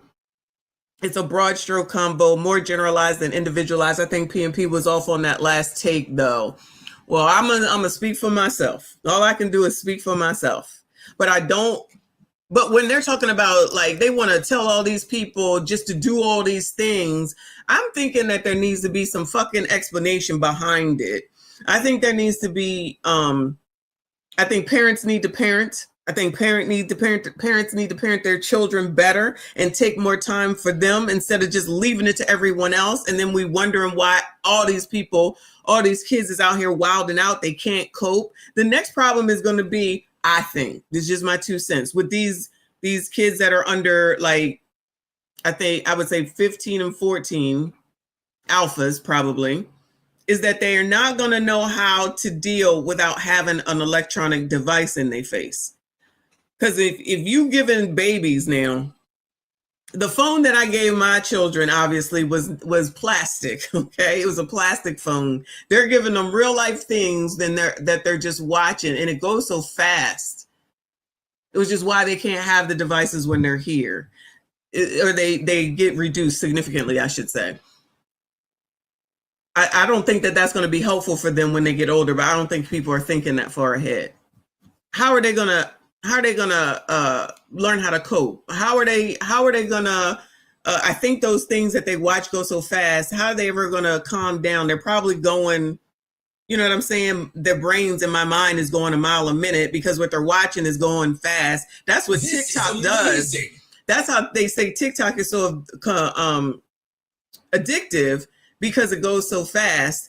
And so that's what they're watching, and the roadblocks and the, everything instantly in front of their face. You already see like high school people who can't cope. That one who was beating that woman that Dr. Umar tried to say was racist because she took the tablet away. Now I know that he had some mental issues, but the way that he beat that woman, and he got problems. Wait till these ones get a little bit older and they start getting into school and somebody says that you can't have something. They trying to put laws into place so that you can't have your devices in school. Tough times coming up. I'm telling you, I think, this is my opinion, this is my 2 cents. I don't know. I just think it's going to be an issue.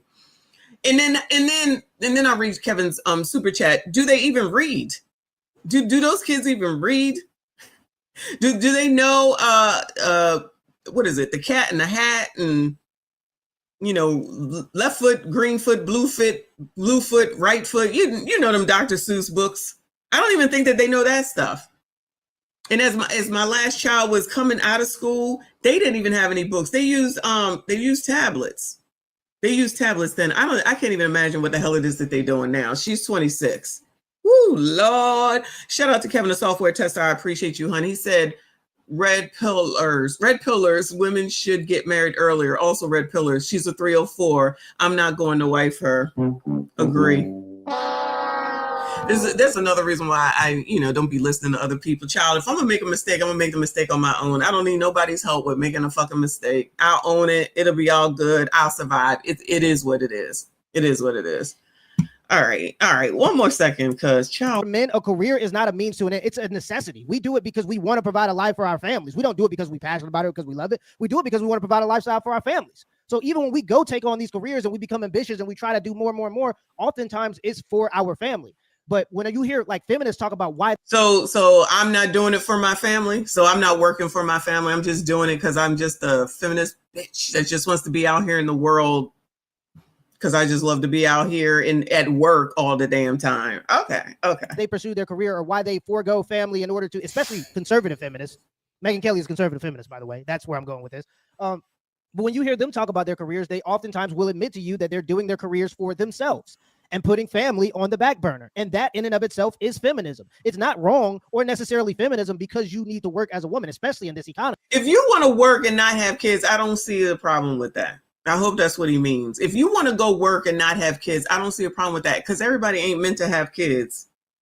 Clearly, we can see that. There's people who have kids that probably shouldn't have them. And that's okay. Regardless of what the reason is, it's probably best that you do it that way. Save a kid's life and his mental status. But it's, what are your intentions with you working? Are you working to save money so that you don't become tied down to your husband? And if he leaves you, which men don't leave relationships, women leave at about a 72% rate. Women are the ones filing for divorce. So they're really just preparing a neg S, or S, what's it called? An egg. Basically, they're preparing to leave the relationship when they're working these careers and they don't want to put anything towards the family. And then they come home tired, then they shame the man into being the one that does the domestic labor and also paying the bills while they prioritize themselves and saving money for their own self-preservation, just in case, of course, something happens to the family. So that's what makes you a feminist. And that's what I think makes Megyn Kelly a feminist. All right, I see I've been missing nothing by missing his videos. Sorry. That's too much. Oh my God. I don't understand it. Whatever. I don't know. Yeah, I think when y'all said that, Kevin said that this is red pill. I guess that's what it is, but I'm sorry. He sounds crazy. I'm sorry, y'all. He sounds crazy saying all that. Like, you always got to be pulling out this stat on what people do. First of all, everybody got to work probably for the most part if you want to live. If you want to have anything, you got to work. It's okay to want to have something, because he makes it seem like it's not okay to want to have something. Yeah, I want to have a house. Yeah, I want to have a car, and yeah, I want to go on vacation, and yeah, I would like to eat, and yeah, if I don't do it, who the fuck gonna do it, right?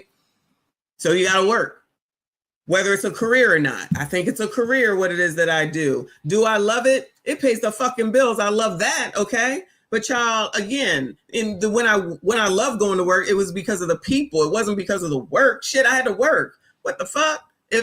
I'm pretty sure, I think y'all asked that question earlier. If I didn't have to, I wouldn't, right? No, all right? It's something that you have to do, which is, again, with teaching these people over there on TikTok, they always talking about, I don't want to work, but I want somebody to take care of me and I want to have everything. Well, how in the hell you going to do that? You going to have to work, or you ain't going to have shit. Or you can wait for the government to put you on Section 8 in 55 years, and then you can live rent free. Or wait for them to give you food stamps, and then you can eat what they tell you to eat. I'm sick of everybody. Everybody get on my damn nerves. I'm over it. Night J said, I didn't have to work. I just wanted to because I needed something to do, and I want a nice life. Laugh out loud. I love my job because I work from home. When I'm working from home, I do love it. I got to be honest with you. Now, that's when I love it, when I'm home, okay? But that might not be the case for much longer, right? But when sometimes I've been at home for whatever reasons are, whether it was I was sick or leave or whatever. After a while, that shit get boring. So obviously, I would rather just go cruise, but you gotta go back to work if you want to continue. You want to continue to do and to have, right? Child, I don't understand these people, child. I don't understand these people. Whatever, it's not meant for me to understand. But child, they done bored me to fucking tears, honestly, and then start talking crazy. So what else? I'm done with that. Let me see what else I got for y'all, because I'm not doing that no more.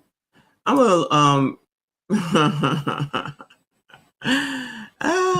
gonna bring up this video from a different conservative cha. Okay, so this is BCP, one of my faves.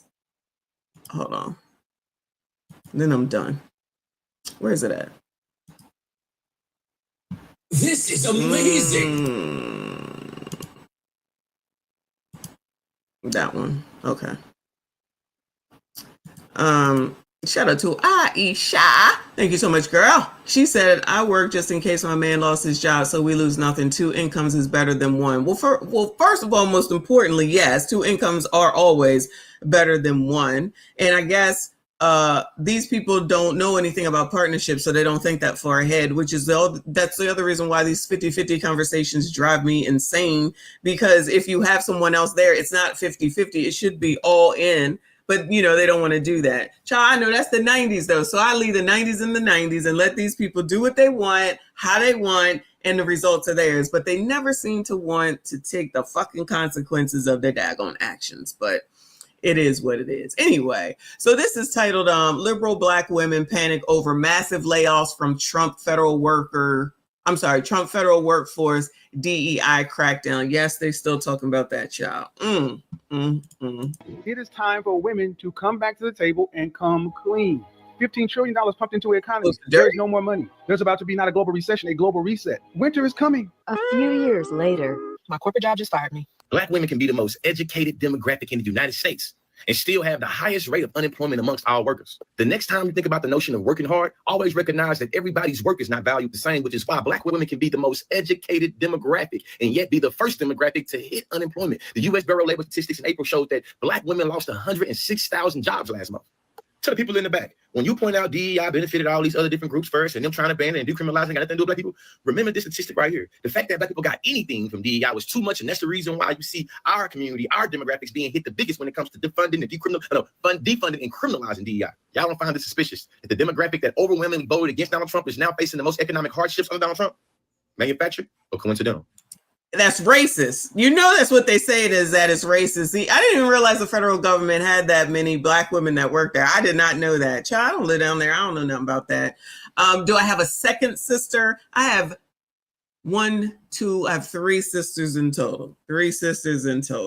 But one's married, one's crazy. And my other sister, I think she got a boyfriend. Pretty sure she do. But yeah, I got three sisters. This is amazing. 3 sisters. We all mixed up too. Shout out to Kevin, the software tester. He said DEI can't do a thing against AI. Oh my God, yo.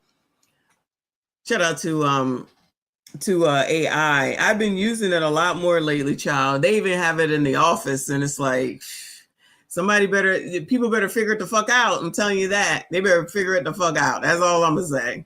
They actually showed that in Amazon, they got those robots that are doing a lot of the Amazon stuff. They're doing a lot of the Amazon stuff. So that means that that's less jobs. You know what I'm saying? Child, people ain't thinking. I'm not the oldest. No, I'm the second oldest. And then the other two are younger than me. So this is somebody asked who BCP is, a Black conservative perspective. This is him. He's getting ready to talk. Boy. So we got to talk about the alleged most educated demographic in this country facing mass layoffs. Okay, as you guys know, the DEI party is over. A lot of these corporate jobs are cutting back on DEI. They're cutting back on HR. They're cutting back on a lot of these jobs and these roles that just happen to be filled with again a certain demographic, right? Also, the federal government is cutting back on the jobs as well too. And again, there's a certain demographic that is being hit the hardest. Okay, again, the most educated demographic in this country, allegedly, right? This is what they tell us all the time, right? That a certain demographic is the most educated demographic in this country. I know that honestly, you probably only got here because of your privilege, whereas I had to work 10 times as hard. What am I scared of when I know how many degrees I have versus how many you could never get? So for me, come on, Sarah. They can say what they want. They can call me all kinds of names. But I know that I am a threat. I know that educated people, especially an educated Black woman, is the scariest thing that they could ever come across. Yeah! You might recall a new. Child, you see Ben Crump up there. Like, how do you know? Oh my God, it's so fucking annoying. Why do you have to always talk about allegedly with everything that you are? And how do you know that you're better than anybody else? Oh, but that's acceptable for her to say all that, right? So if I sit up here and say something, then I got this ego, I guess, right? Like, girl, shut the fuck up. I can't. And Ben Crump up like a fucking monkey. You might recall a news story from last year. There was some interest in the fire departments and the firefighters in California. And the interest was because there were too many white men who were firefighters. And we need to have a program in California to make sure we don't have enough white men as firefighters. So we have and yet I'm wondering now, if your house was burning down, how much do you care what color the firefighters are? You can respond and then listen, I am so tired. You know what? There was an article that just came out that said that actually the most educated demographic in this country right now is Black women. There's no arguing it. Towson University's debate team wins, claiming an historic win. They are the first all-Black women's team to win the Cross-Examination Debate Association's national championship. This morning, we have two of the team members here. We have Amina Ruffin and Corey Johnson, both here to talk about the major victory. Ladies, way to go. Congratulations. You've made so many people proud in this area. Now we want to pick your brain a little bit as we admire your huge trophy, by the way. That's ridiculous. But I'm going to ask you first. We'll start with you, Amina. What was the topic, first of all? The topic was restricting presidential war powers authority. They say that always already queer. That's exactly the point. It means that the impact is not that they. Let me slow this down. Hold on. That is an impact turn to the that it is a case turn to the affirmative, because we are saying that queer bodies are not able to survive. That necessarily means that the body is not able to survive. We got the topic in about July, and we started doing our research then. Sees these heathens that he can only envision himself, that he does not see another that he can feel sympathy for or embrace, but rather that otherness gets obliterated. We've been supplementing our research throughout the season. Man, so this disfigured, lynch, and trauma enough. The insight, the trauma representation is to the black child is devouring and identifying with the stories and images the white culture brought up to think and act subjectively like a white man, the black man. So where do you go from there? You know, when you start preparing. That's not how debate worked when I was in school. Not at all. In any way, shape, or form. Or a national competition. Once you know the topic, what's next? Well, you do a lot of research. Says that the way that the status quo works is through whiteness allowing, forcing other bodies to tell narrations of whiteness and the violences that whiteness does. We say that is the link that we will go to.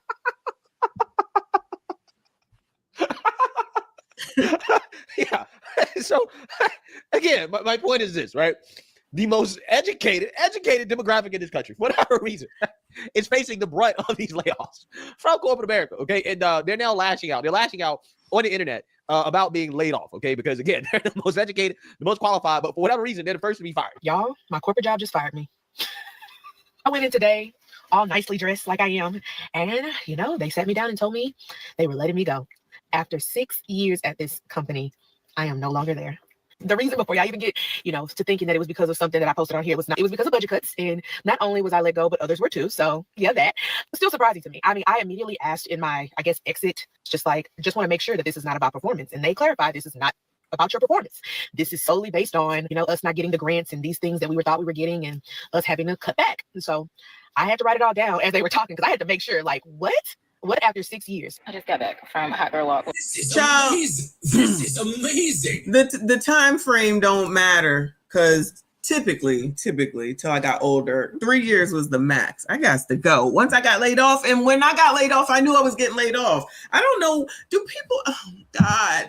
I knew when I was getting fired, and I knew when I was getting laid off. Do people just not pay attention to anything?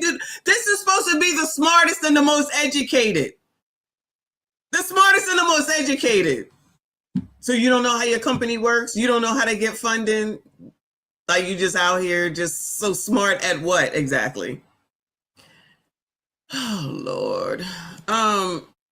Big Shirley up in here. He says, y'all see my debate skills. I ain't just any old statue. That was not a debate.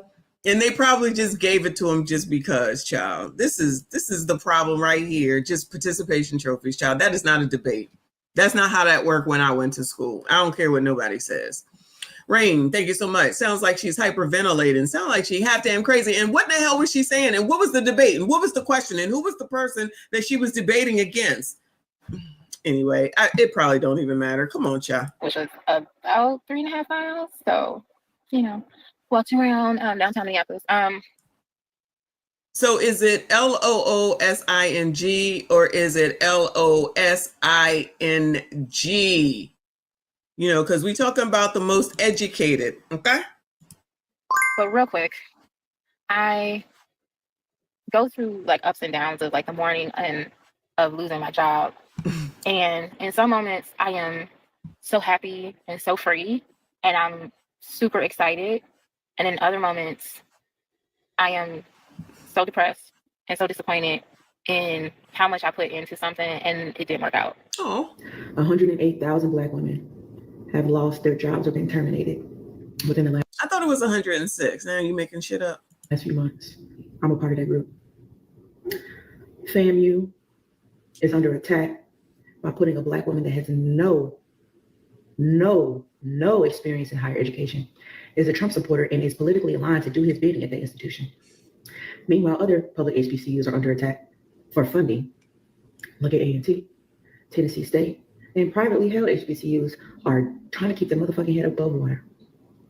Black women and Black men are fleeing the country in droves and going to other countries like Thailand and China. Child, y'all fleeing? Are y'all here or y'all fled? And even back to Africa. By May 8th, 2020. Y'all going back to Africa? Did y'all go back to Africa? Y'all ain't tell me. 106,000 Black women lost their jobs, including me. Yeah. And those of us that's been out here trying to find work again, it's basically just been non-existent. Right. And I'm starting to feel like this is by design. Because there are over 100,000 women, Black women like me, who have the same story, who has applied for over 300 plus jobs and just not getting it, not getting any replies. There's just no feedback. Or you get the emails that says, hey, we have chosen someone else that has been more qualified for the job, even though my experience and my education fits the job description perfectly. and I don't know what I'm going to do. This is the first time in a long time that I am actually starting to panic. You know, I came from nothing. I came from the bottom of the barrel. And I spent years building myself, educating myself, paying my way through college, going through a lot of experience to get to where I was in my career. For it just to be snatched away. And I don't know what I'm going to do. I am facing homelessness. I'm about to lose my car. I can't pay on my credit card, so my credit is about to take a severe hit. Dashing is not enough. It's just not enough money. There's so many people that are out here unemployed just like me. Incredibly difficult to be a Black woman, but it's even more difficult to be a Black woman who is not smiley. When I saw this article, I was shocked, but not surprised, disappointed, but yet, can I really be that disappointed? Black women, especially those of us who voted overwhelmingly for a different option, we're going to face backlash on some level. The reality is that a lot of federal workers are or were Black women. I've been thinking a lot about how difficult it is to be a Black woman at work, especially when you are not a smiley Black woman. I am her. She is me. I am not a smiley Black woman. Blame it on the Capricorn to me. If you see me smiling and laughing, you know it's genuine. Talk about the unemployment rate. Lord have mercy.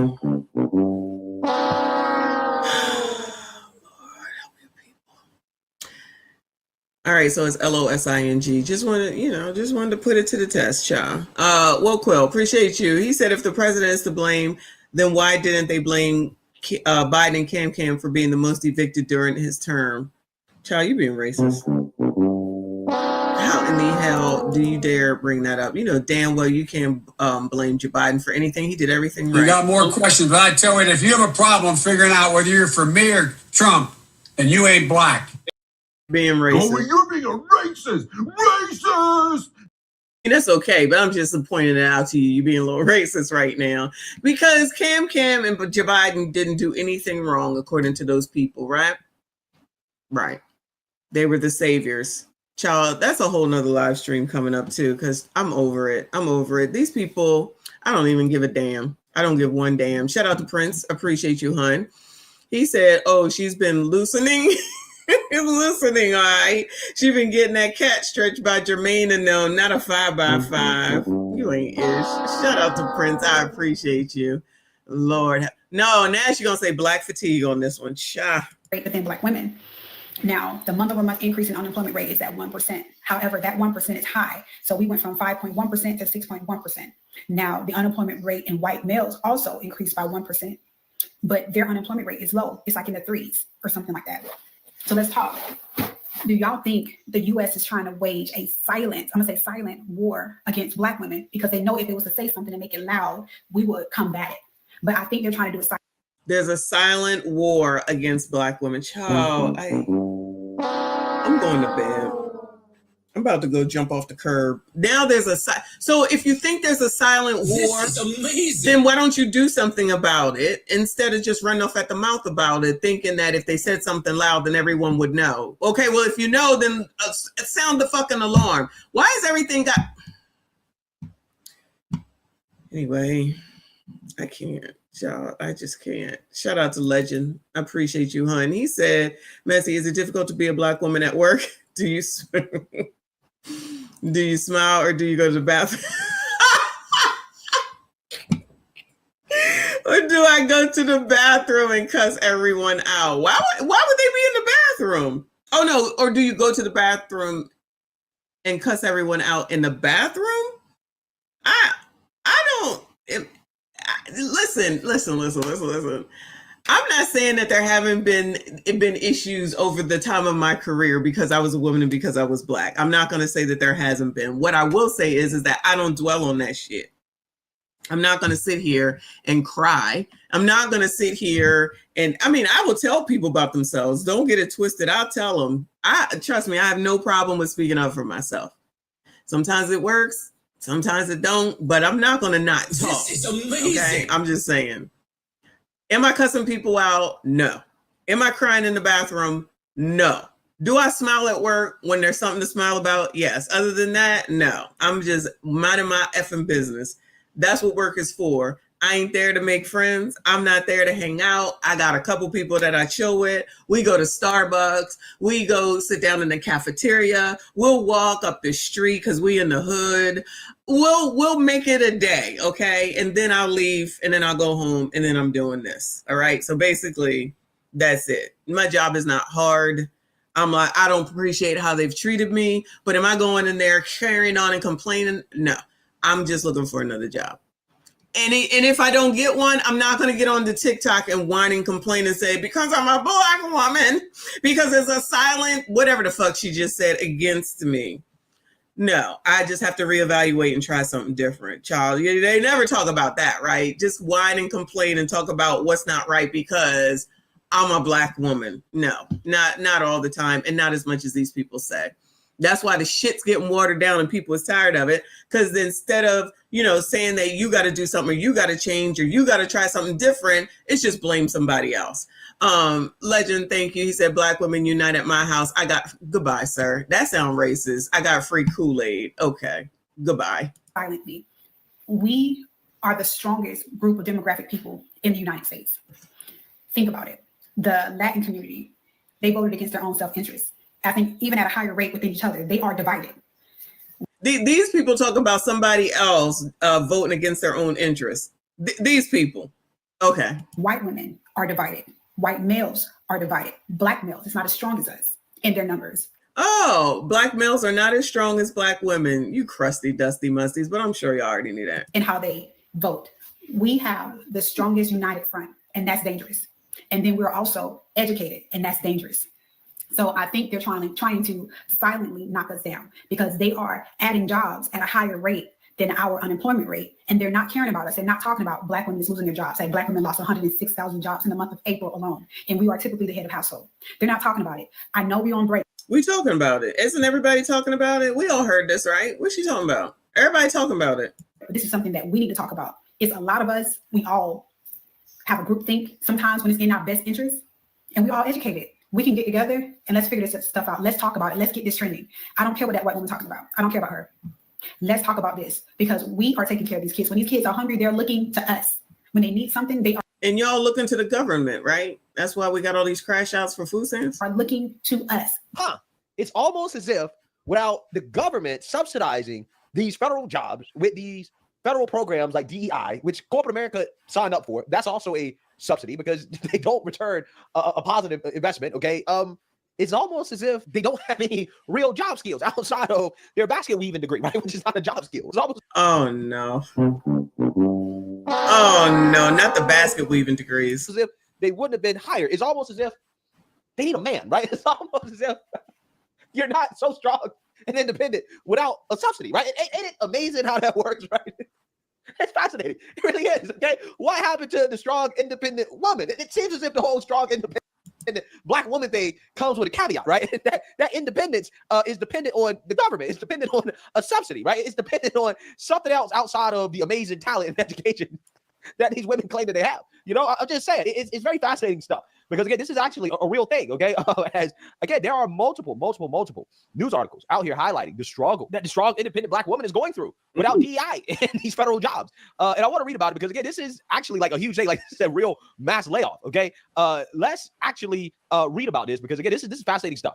Black women workers lost more jobs than any other demographics in April, according to a report, while the overall unemployment rate for April 2025 remained unchanged. Stats released by the U.S. Bureau of Labor Statistics show that Black women lost 38,000 jobs and their unemployment went up by 106,000, according to Creative Investment Research. Bloomberg notes the unemployment rate for Black women was a full percentage point higher at 6.1% compared to 5.1% in March, and this rate has been on a rise since February 2024. Some of the steady decline in their employment is partially attributed to the decline in the workforce as a result of initiatives being pushed by the Trump administration. As Afrotech previously told you, it struck down diversity, equity, and inclusion (DEI) initiatives at the federal level, and many corporations have followed suit to ensure their policies are in alignment. Black women workers at the federal level have declined by an estimated 33% within the last year in comparison to a 3.7% drop across the workforce overall per Bloomberg.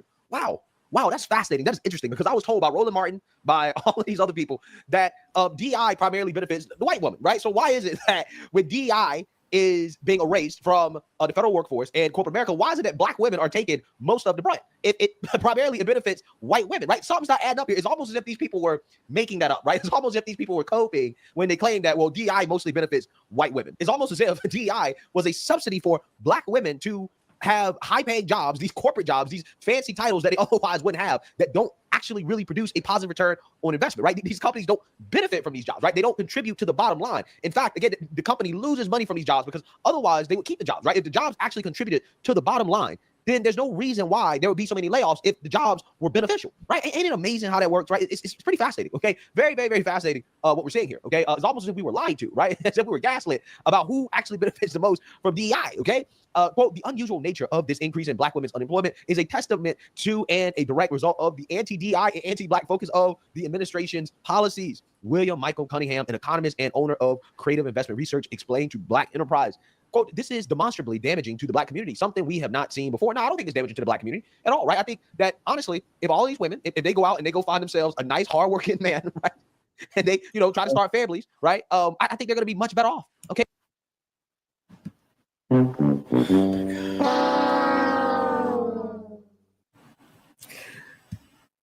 I don't know why they keep saying this stuff. I don't know why they keep saying this stuff. That's not going to happen. That's not going to happen. I don't care what anybody says. That's just not going to happen. I know I'm not saying that the hey big head text is not going to happen, but these people are not going to just turn around and just be trying to come and marry you, even though there is a girl that's saying that she wants to do that. I just don't see it happening because, and I'm speaking only about black women, okay? Because they're too, you're not going to tell me, they're too, I'm the most educated and they're your sugar mamas, gentlemen, okay? And they're just, you would have to humble yourself. That's what I'm trying to say. They would have to humble themselves in order for that to happen, and that just ain't gonna happen. Even if they was acting to get you to believe that you should marry, right? That you all should marry them, right?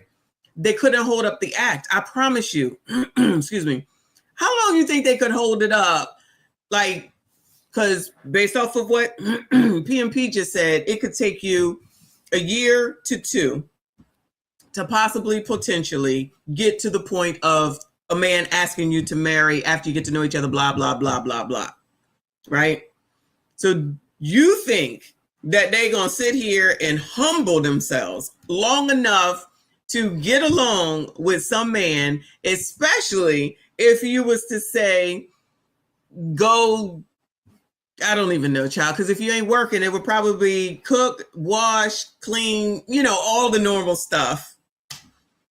How long you think that's going to happen? So I disagree with Greg again with just go get married. Child, they act like you can go to the store and go to the milk section and grab a man and said, I'm going to take you today to go, go get married.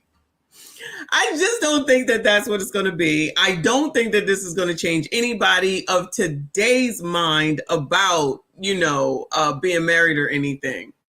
Right. It's like they're going to go to the husband store now and just pick one up, because the other thing is for any man that's paying attention for the most part, right? Just say that does happen and they can humble themselves long enough for you to say, okay, then maybe I'll ask you to marry me. I would hope that the first thing you would say is, let's get this prenuptial agreement. And then that's going to trigger something. Trust me when I tell you. Or what if you said 50-50, you got to go get a job? You know, it's not going to happen. Can you imagine if Jasmine Crockett, let's just use her. This is amazing. If she says, if she lost her job, she didn't get reelected and nothing else worked, because I know she's a lawyer, but just say nothing else worked. And she came to one of y'all. You think that she's not going to toss in I'm the most educated, I got this and I got that and I do this and I do that, just like the ones on that podcast with Tiffany Cross, that other girl and that other girl. You think they're going to come out here and be like, yeah, boo, I got you. What can I make you for dinner, baby? You think that's what they're going to do? Seriously. You're not going to be able to change these people. They'll do the not Jasmine Crockett, but they'll do the video of the girl who's like, oh, I'm going to change. I'm going to do this because these bills is too much. All you got to do is listen. Child, this is crazy. This is Anyway, shout out to Prince for another 5. He said Black women out here bragging about how independent and educated they are, but whining about how they got fired from a job they were given.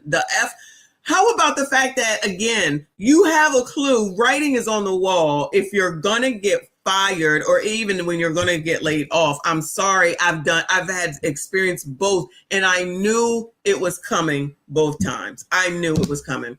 How about this? How about you have a backup plan on what you're going to do just in case something happens? So everybody just think life just goes like this and nothing ever happens. This is supposed to be educated. This don't sound educated to me. If you think that nothing ever happens in your life and that just because you got a job, it's just supposed to be that way for the rest of your life, so you make no plans for the future at all if something should come up. And then when you say you're the most educated, well, why the hell ain't you coming up with some solutions besides getting on the damn internet and whining and complaining and talking about it's not fair, it's silent this, it's racism, it's Donald Trump's fault, it's this person's fault, it's everybody's fault.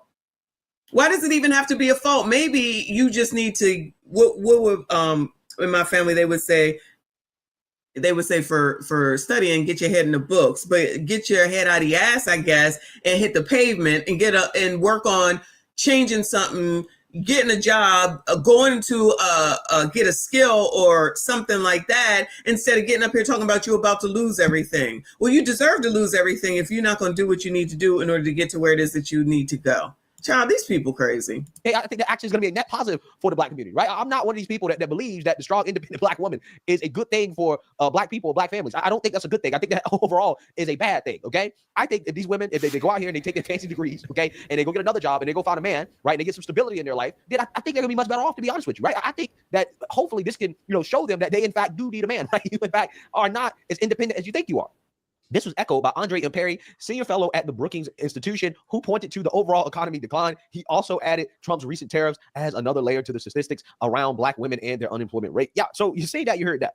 I mean, hey, what can you say? What can you say? I mean, again, these people told me this is the most educated demographic in this country. If that is true, these women should have no issues finding another job, right? Exactly. They should be getting picked up like that, right? Exactly. I mean, they should be the hottest commodity on the job market right now, right? They should be getting hired first. Since they're so talented, right? In fact, I'm still trying to figure out why they got laid off. Okay, since they're so educated, and since they're so independent and they don't need a man, right? I'm just trying to figure out what's going on here. What am I missing? Somebody tell me. Somebody tell me. Oh, it must be the white man's fault, right? That has to be what it is, right? It's the white man's fault. This is what they'll do. They'll turn around. They'll blame the white. That's exactly what it's going to be. It's going to be Donald Trump's fault. It's racist, and like that. Like the article is like Trump tariffs. It's this. It's that. It's everything but the actual man in the fucking mirror. And that's why ain't no way they changing their thought process and they mind and gonna turn around and say, oh, and come knocking on y'all's door. Or they gonna come knocking on your door. Let's not get it twisted. But it ain't gonna be because somebody want to work with you or get married or have a relationship. It's gonna be because I need you right now. And then they still gonna be talking about, I'm the most educated. God knows they're gonna have a fit with all this education trying to pay these student loans back. But they're trying to act like they're special because this happened to them when people get laid off all the time. You remember all the people that Orlando was showing, and even Anton that was getting laid off in 2024, like the aircraft places, Boeing and just UPS and the airlines, like all those people was getting laid off. All those not hundreds of thousands, but tens of thousands of people that was getting laid off. Now, maybe they made TikToks, but I don't remember seeing none of them. I guess they just had to go and do what they had to do so that they could get to where it is that they needed to be. Instead of getting on TikTok, blaming somebody else and being braggadocious. You're in a situation that's potentially detrimental to you, your future, and everything that you have. And you still out here with a funky ass attitude. Shout out to JP. And think that somebody's supposed to have empathy or sympathy. And when they don't, they're not looking at it like, well, maybe it's my attitude. Maybe it's how I come across. Maybe it's how I treat people. Maybe it's how I act overall as the problem. It's got to be still everybody else's fault. And that's why none of what he's saying is going to happen, and none of what even PMP is saying is going to happen either. They'll just sit there and just suffer, and it will still be all of y'all's fault, though. Don't get it twisted. Crusty, dusty, musty, rusty, ashy ass bums. It is still going to be y'all's fault. But I know you're ready for it. Anyway, 2 hours and 20 minutes, which is plenty. I appreciate y'all. Thank y'all for hanging out, especially through that damn Jordan Peterson chat. Lord, Lord, Lord, help your people. And help me too, Lord, child. Because, whoo. Anyway, I'm out of here. I appreciate y'all. Thank you so much. Shout out to everyone that donated. I see you. I appreciate you. I forgot one what? What did I forget? What did I forget? You know what? Don't. Shout out to y'all. I appreciate you. Shout out to everyone that donated. Thank you so much. Shout out to everyone that was here. Shout out to all the channel members. Shout out to all the mods. I thank you. I appreciate you. Thank y'all for sitting up here suffering through this, child. Tomorrow is lunch. No nighttime stream. And then I will see you all on Thursday. So hopefully you can make lunch, because that will be fun. I got good stuff for tomorrow. All right. Thank you again. Make sure you hit the like button, subscribe if you are new. What we got going on here to go out on, child? Here we go. They're eating the dogs, the people that came in. They're eating the cats. They're eating the pets of the people that live there. And this is what's happening in our country. They're eating the dogs, eating the dogs. They're eating the dogs, dogs. They're eating the dogs, eating the dogs. They're eating the dogs, dogs. They're eating the dogs, eating the dogs. They're eating the dogs, dogs. Millions and millions of dogs, eating the dogs. They're eating the dogs, dogs. They're eating the dogs, eating the dogs. They're eating the dogs, dogs. And it's a shame. Eating the cat, eating the cat. Eating the cat, eating the cat, eating the cat, eating the cat, eating the cat, eating the cat, eating the cat, eating the cat, eating the cat, eating the cat. They're eating the dogs, eating the dogs, they're eating the dogs, dogs. They're eating the dogs, eating the dogs, they're eating the dogs, dogs. Millions and millions of dogs, eating the dogs, they're eating the dogs, dogs. They're eating the dogs, eating the dogs, they're eating the dogs, dogs. And it's a shame. Eating the cat, eating the cat, eating the cat, eating the cat, eating the cat.